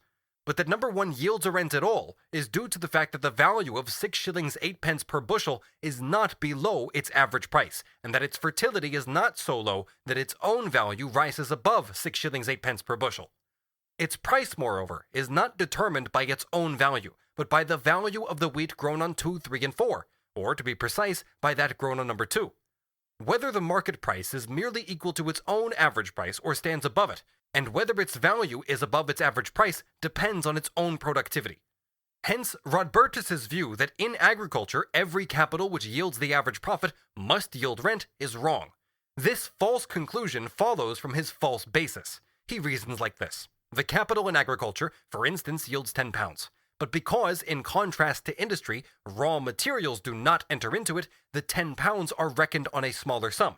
They represent, therefore, more than 10%. But the point is this. It is not the absence of raw materials. On the contrary, they do enter into agriculture proper. It wouldn't matter a straw if they didn't enter into it, provided machinery, etc. increased proportionally. It is not the absence of these raw materials which raises the value of the agricultural products above the average price, their own and that of other commodities. Rather, this is due to the higher proportion of variable to constant capital compared with that existing not in particular spheres of industrial production, but on an average in industry as a whole. The magnitude of this general difference determines the amount and the existence of rent on number 1, the absolute, non-differential rent, and hence the smallest rent. The price of wheat from 1 prime, the newly cultivated land which does not yield a rent, is however not determined by the value of its own product, but by the value of number 1, and consequently by the average market price of the wheat supplied by 1, 2, 3, and 4. The privilege of agriculture, resulting from landed property, that it sells its product not at the average price but at its value, if this value is above the average price, is by no means valid for products grown on different types of land as against one another, for products of different values produced within the same sphere of production. As against industrial products, they can only claim to be sold at their value. As against the other products of the same sphere, they are determined by the market price, and it depends on the fertility of number one, whether the value, which equals the average market price here, is sufficiently high or low, i.e. whether the fertility of number one is sufficiently high or low for one prime, if it is sold at this value, to participate little, much, or not at all in the general difference between the value and the average price of wheat. But since Rodbertus makes no distinction at all between values and average prices, and since he considers it to be a general law for all commodities, and not a privilege of agricultural products that they are sold at their values, he must of course believe that the product of the least fertile land has also to be sold at its individual value, but it loses this privilege in competition with products of the same type. Now it is possible for the average price of one prime to be above 6 shillings 8 pence per bushel, the value of number one. It can be assumed, although this is not quite correct, that for land number one to be cultivated at all, demand must increase. The price of wheat from number one must therefore rise above its value, above 6 shillings 8 pence, and indeed persistently so. In this case, land one prime will be cultivated. If it can make the average profit at 6 shillings 8 pence, although its value is above 6 shillings 8 pence, and if it can satisfy demand, then the price will be reduced to 6 shillings 8 pence, since demand now again corresponds to supply. And so number one must sell at 6 shillings 8 pence again. Ditto for number 2, 3, and 4. Hence also one prime. If, on the other hand, the average price in one prime amounted to 7 shillings 8 pence, so that it could make the usual profit at this price only, which would be far below its individual value, and if the demand could not be otherwise satisfied, then the value of the bushel would have to consolidate itself at 7 shillings 8 pence, and the demand price of number one would rise above its value. That of 2, 3, and 4, which is already above their individual value, would rise even higher. If, on the other hand, there were prospects of grain imports, which would by no means permit of such a stabilization, then one prime could nevertheless be cultivated if small farmers were prepared to be satisfied with less than the average profit. This is constantly happening in both agriculture and industry. Rent could be paid, in this case, just as when one prime yields the average profit, but it would merely be a deduction from the farmer's profit. If this could not be done either, then the landlord could lease the land to cottagers, whose main concern, like that of the handloom weaver, is to get their wages out of it, and to pay their surplus, large or small, to the landlord in the form of rent. As in the case of the handloom weaver, this surplus could even be a mere deduction, not from the product of labor, but from the wages of labor. In all these instances, rent could be paid. In one case, it would be a deduction from the capitalist profit. In the other case, the landlord would appropriate the surplus labor of the worker, which would otherwise be appropriated by the capitalist. And in the final case, he would live off the worker's wage, as the capitalists are also often wont to do. But large-scale capitalist production is only possible where the last cultivated land yields at least the average profit. That is, where the value of number one enables number one to realize at least the average price. One can see how the differentiation between value and average price surprisingly solves the question and shows that Ricardo and his opponents are right. If number one, the land which yields absolute rent, were the only cultivated land, then it would sell the bushel of wheat at its value, at 6 shillings 8 pence, and not reduce it to the average price of 6 1/9 shillings, or 6 shilling 1 1/3 pence. If all land were of the same type, and if the cultivated area increased tenfold because demand grew, then since number one yields a rent of £10 per 100, the rent would grow to £100, although only a single type of land existed. But its rate, or level, would not grow, neither compared with the capital advanced, nor compared with the area of land cultivated. 10 times as many acres would be cultivated, and 10 times as much capital advanced. This would therefore merely be an augmentation of the rental, of the volume of rent, not of its level. The rate of profit would not fall, for the value and price of the agricultural products would remain the same. A capital which is 10 times as large can naturally hand over a rent which is 10 times larger than a capital which is 1/10 its size. On the other hand, if 10 times as much capital were employed on the same area of land with the same result, then the rate of rent, compared with the capital laid out, would have remained the same. It would have risen in proportion to the area of land, but would not have altered the rate of profit in any way. Now supposing the cultivation of number one became more productive, not because the land had altered, but because more constant capital and less variable capital is being laid out, that is, more capital is being spent on machinery, horses, mineral fertilizers, etc., and less on wages, then the value of wheat would approach its average price, and the average price of the industrial products, because the excess in the ratio of variable to constant capital would have decreased. In this case, rent would fall, and the rate of profit would remain unaltered. If the mode of production changed in such a way that the ratio of variable to constant capital became the same as the average ratio in industry, then the excess of value over the average price of wheat would disappear, and with it, rent, excess profit. Category 1 would no longer pay a rent, and landed property would have become nominal, insofar as the altered mode of production is not in fact accompanied by additional capital being embodied in the land, so that on the termination of the lease, the owner might draw interest on a capital which he himself had not advanced. This is indeed a principal means by which landowners enrich themselves, and the dispute about tenantry right in Ireland revolves around this very point. Now if, besides number 1, there also existed 2, 3, and 4, in all of which this mode of production were applied, then they would still yield rents because of their greater natural fertility, and the rent would be in proportion to the degree of their fertility. Category 1 would in this case have ceased to yield a rent, and the rents of 2, 3, and 4 would have fallen accordingly, because the general ratio of productivity in agriculture had become equal to that prevailing in industry. The rent of 2, 3, and 4 would correspond with the Ricardian law. It would merely be equivalent to and would exist only as an excess profit of more fertile compared to less fertile land, like similar excess profits in industry, except in the latter they lack the natural basis for consolidation. The Ricardian law would prevail just the same even if landed property were non-existent. With the abolition of landed property and the retention of capitalist production, this excess profit arising from the difference in fertility would remain. If the state appropriated the land and capitalist production continued, then rent from 2, 3, and 4 would be paid to the state, but rent as such would remain. If landed property became people's property, then the whole basis of capitalist production would go, the foundation on which rests the confrontation of the worker by the conditions of labor as an independent force. A question which is to be later examined in connection with rent. How is it possible for rent to rise in value and in amount with more intensive cultivation, although the rate of rent falls in relation to the capital advanced? This is obviously only possible because the amount of capital advanced rises. If rent is 1/5 and it becomes 1/10, then 20 times 1/5 is 4, and 50 times 1/10 is 5. That's all. But if conditions of production in intensive cultivation became the same as those prevailing on an average in industry, instead of only approximating to them, then rent for the least fertile land would disappear, and for the most fertile it would be reduced merely to the difference in the land. Absolute rent would no longer exist. Now let us assume that following upon a rise in demand, new land, category 2, were cultivated in addition to number 1. Category 1 pays the absolute rent, number 2 would pay a differential rent, but the price of wheat, value for number 1, excess value for number 2, remains the same. The rate of profit too is supposed not to be affected, and so on until we come to number 4. Thus the level, the rate of rent, is also rising if we take the total capital laid out in 1, 2, 3, and 4.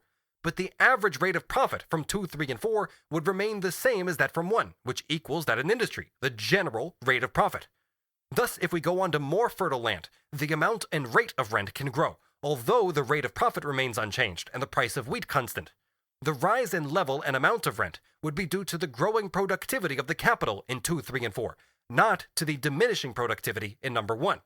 But the growing productivity would not cause a rise in profits and a fall both in the price of the commodity and in wages, as happens necessarily in industry. Supposing, however, the reverse process took place, from 4 to 3, 2, and 1. Then the price would rise to 6 shillings 8 pence, at which it would still yield a rent of £10 on 100 on number 1.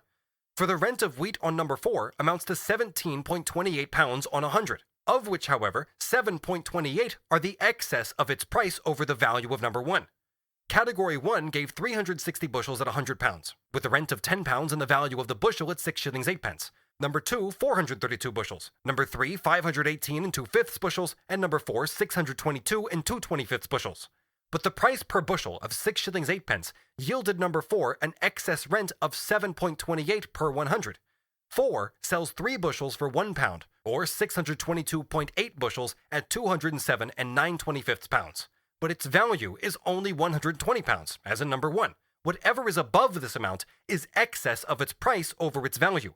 Number 4 would sell the bushel at its value, or rather, he would sell it at its value if he sold it at 3 shillings 10 and 8/27 pence, and at this price he would have a rent of £10 on 100.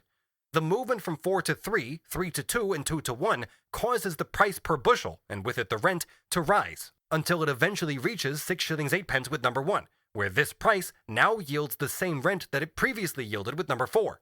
The rate of profit would fall with the rise in price, partly owing to the rise in value of the means of subsistence and raw materials. The transition from 4 to 3 could happen like this. Due to demand, the price of 4 rises above its value, hence it yields not only rent but excess rent. Consequently, number 3 is cultivated, which, with the normal average profit, is not supposed to yield a rent at this price. If the rate of profit has not fallen as a result of the rise in price of number 4, but wages have, then number 3 will yield the average profit. But due to the additional supply from 3, wages should rise to their normal level again. Then the rate of profit in 3 falls, etc. Thus, the rate of profit falls with this downward movement on the assumptions which we have made, namely, that 3 cannot yield a rent at the price of 4, and that 3 can only be cultivated at the old rate of profit because wages have momentarily fallen below their normal level. Under these conditions, it is again possible for the Ricardian law to apply, but not necessarily, even according to his interpretation. It is merely possible in certain circumstances. In reality, the movements are contradictory. This has disposed of the essence of the theory of rent. With Rodbertus, rent arises from eternal nature, at least of capitalist production, because of his value of the material. In our view, rent arises from a historical difference in the organic component parts of capital, which may be partially ironed out and indeed disappear completely with the development of agriculture. True, the difference insofar as it is merely due to variation in actual fertility of the land remains, even if the absolute rent has disappeared. But quite apart from the possible ironing out of natural variations, differential rent is linked with the regulation of the market price, and therefore disappears along with the price and with capitalist production. There would remain only the fact that land of varying fertility is cultivated by social labor, and despite the difference in the amount of labor employed, labor can become more productive on all types of land. But the amount of labor used on the worst land would by no means result in more labor being paid for the product of the better land, as now with the bourgeois. Rather would the labor saved on number 4 be used for the improvement of number 3, and that saved from 3 for the improvement of 2, and finally that saved on 2 would be used to improve number 1. Thus the whole of the capital eaten up by the landowners would serve to equalize the labor used for the cultivation of the soil, and to reduce the amount of labor in agriculture as a whole. Adam Smith, as we saw above, first correctly interprets value and the relation existing between profit, wages, etc. as component parts of this value. Then he proceeds the other way around, regards the prices of wages, profit, and rent as antecedent factors, and seeks to determine them independently, in order to then compose the price of the commodity out of them. The meaning of this change of approach is that first he understands the problem in its inner relationships, and then in the reverse form as it appears in competition. These two concepts of his run counter to one another in his work, naively, without his being aware of their contradiction. Ricardo, on the other hand, consciously abstracts from the form of competition, from the appearance of competition, in order to comprehend the laws as such. On the one hand, he must be reproached for not going far enough, for not carrying his abstraction to completion. For instance, when he analyzes the value of the commodity, he at once allows himself to be influenced by consideration of all kinds of concrete conditions. On the other hand, one must reproach him for regarding the phenomenal form as immediate and direct proof, or exposition, of the general laws, and for failing to interpret it. In regard to the first, his abstraction is too incomplete. In regard to the second, it is formal abstraction, which is in itself wrong. Section 10. Rate of rent and rate of profit. Relation between productivity in agriculture and in industry in the different stages of historical development. Now to return briefly to the remainder of Rodbertus. Quote, the increase in wages, capital gain, and ground rent respectively, which arises from the increase in the value of the national product, can raise neither the wages nor the capital gain of the nation, since more wages are now distributed among more workers, and a greater amount of capital gain accrues to capital increased in the same proportion. Ground rent, on the other hand, must rise, since this always accrues to land whose area has remained the same. It is thus possible to explain satisfactorily the great rise in land value, which is nothing other than ground rent capitalized at the normal rate of interest, without having to resort to a fall in productivity of agricultural labor, which is diametrically opposed to the idea of the perfectibility of human society and to all agricultural and statistical facts. First of all, it should be noted that Ricardo, at whom this passage is aimed, nowhere seeks to explain the great rise in land value. This is no problem at all for him. He says further, and Ricardo even noted this explicitly, that given the rate of rent, rent can increase with a constant value of corn or agricultural produce. This increase again presents no problem for him. The rise in the rental, while the rate of rent remains the same, is no problem for him either. His problem lies in the rise in the rate of rent, i.e. rent in proportion to the agricultural capital advanced, and hence the rise in value not of the amount of agricultural produce, but the rise in value, for example, of the quarter of wheat, i.e. of the same quantity of agricultural produce. In consequence of this, the excess of its value over the average price increases, and thereby also the excess of rent over the rate of profit. Rodbertus here begs the Ricardian problem, to say nothing of his erroneous value of the material. The rate of rent can indeed rise relatively to the capital advanced. In other words, the relative value of the agricultural product can rise in proportion to the industrial product, even though agriculture is constantly becoming more productive. And this can happen for two reasons. Firstly, take the above example, the transition from 1 to 2 to 3 to 4, i.e. to ever more fertile land, but where the additional supply is not so great as to throw number 1 out of cultivation, or to reduce the difference between value and average price to such an extent that 4, 3, and 2 pay relatively lower rents and 1 no rent at all. If number 1's rent amounts to 10, number 2's to 20, number 3's to 30, and 4's to 40, and if £100 are invested in all 4 types of land, then number 1's rent would be 1/10 or 10% on the capital advanced, number 2's would be 20%, 3's would be 30%, and 4's would be 40%. Altogether, £100 on 400 capital advanced, which gives an average rate of rent of 100 over 4 being 25%. Taking the entire capital invested in agriculture, the rent now amounts to 25%. Had only the cultivation of land number 1, the unfertile land, been extended, then the rent would be 40 on 400, 10% just as before, and it would not have risen by 15%. But in the first case, if 330 bushels resulted from an outlay of £100 on number 1, only 1,320 bushels would have been produced at the price of 6 shillings 8 pence per bushel. In the second case, i.e. when all 4 classes of land are cultivated, 1,500 bushels have been produced at the same price. The same capital has been advanced in both cases. But the rise in the level of the rent here is only apparent, for if we calculate the capital outlay in relation to the product, then 100 would have been needed in number 1 to produce 330, and 400 to produce 1,320 bushels. But now only £340 are needed to produce these 1,320 bushels. 90 pounds in number 2 produce as much as 100 in number 1, 80 in 3 as much as 90 in 2, and 70 in 4 as much as 80 in 3. The rate of rent has risen in 2, 3, and 4 compared with 1. If we take society as a whole, it means that a capital of 340 was employed to raise the same product instead of a capital of 400, that is 85% of the previous capital. The 1,320 bushels would only be distributed in a different way from those in the first case. The farmer must hand over as much on 90 as previously on 100, as much on 80 as previously on 90, and as much on 70 as previously on 80. But the capital outlay of 90, 80, or 70 gives him just the same amount of product as he previously obtained on 100.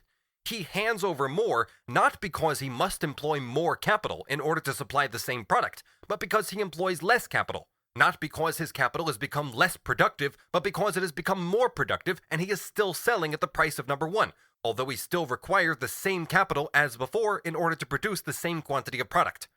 Secondly, apart from this rise in the rate of rent, which corresponds to the uneven rise in excess profit in individual branches of industry, though here it does not become fixed, there is only one other possibility of the rate of rent rising, although the value of the product remains the same. That is, labor does not become less productive.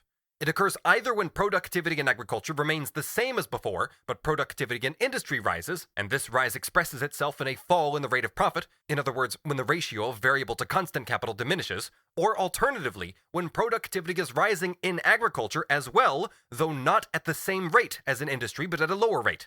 If productivity in agriculture rises as 1 to 2, and then industry is 1 to 4, then it is relatively the same as if it had remained at 1 in agriculture and had only doubled in industry. In this case, the ratio of variable capital to constant capital would be decreasing in industry twice as fast as in agriculture. In both cases, the rate of profit in industry would fall, and because it fell, the rate of rent would rise. In other instances, the rate of profit does not fall absolutely, rather it remains constant, but it falls relatively to rent. It does so not because it itself is decreasing, but because rent, the rate of rent in relation to the capital advanced, is rising.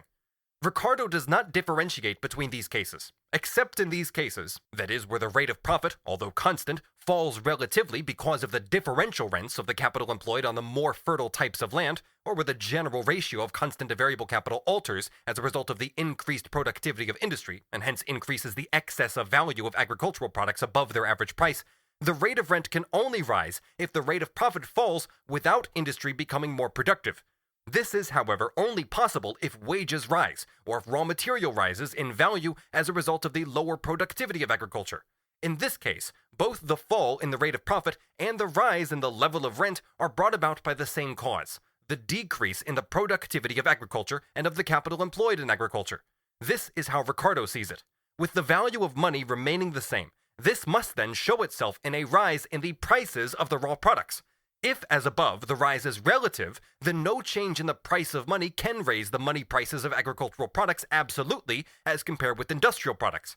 If money fell by 50%, then 1 quarter, which was previously worth £3, would now be worth 6, but 1 pound of yarn, which was previously worth 1 shilling, would now be worth 2 shillings.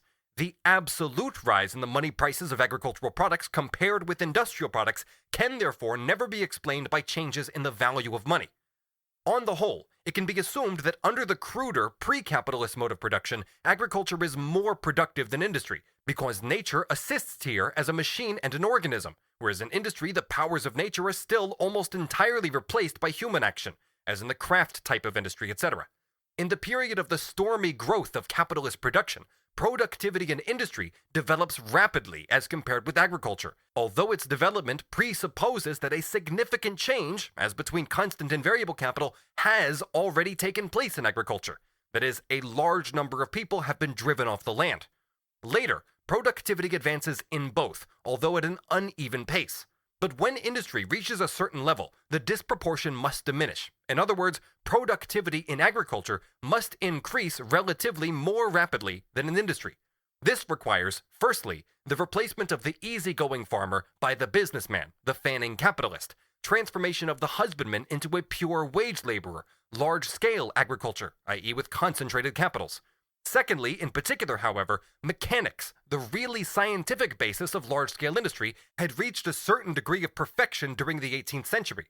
The development of chemistry, geology, and physiology, the sciences that directly form the specific basis of agriculture rather than of industry, does not take place until the 19th century, and especially the later decades.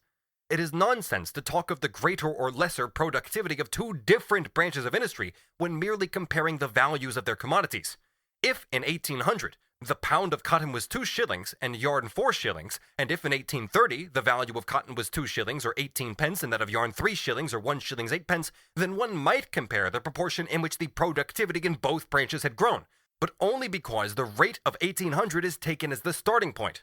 On the other hand, because the pound of cotton is 2 shillings and that of yarn is 3, and hence the labor which produces the cotton is as great again as the newly added labor of spinning, it would be absurd to say that the one is twice as productive as the other. Just as absurd as it would be to say that because canvas can be made more cheaply than the artist painting on the canvas, the labor of the latter is less productive than that of the former. Only the following is correct, even if it comprises the capitalist meaning of productive of surplus value, along with the relative amounts of the product.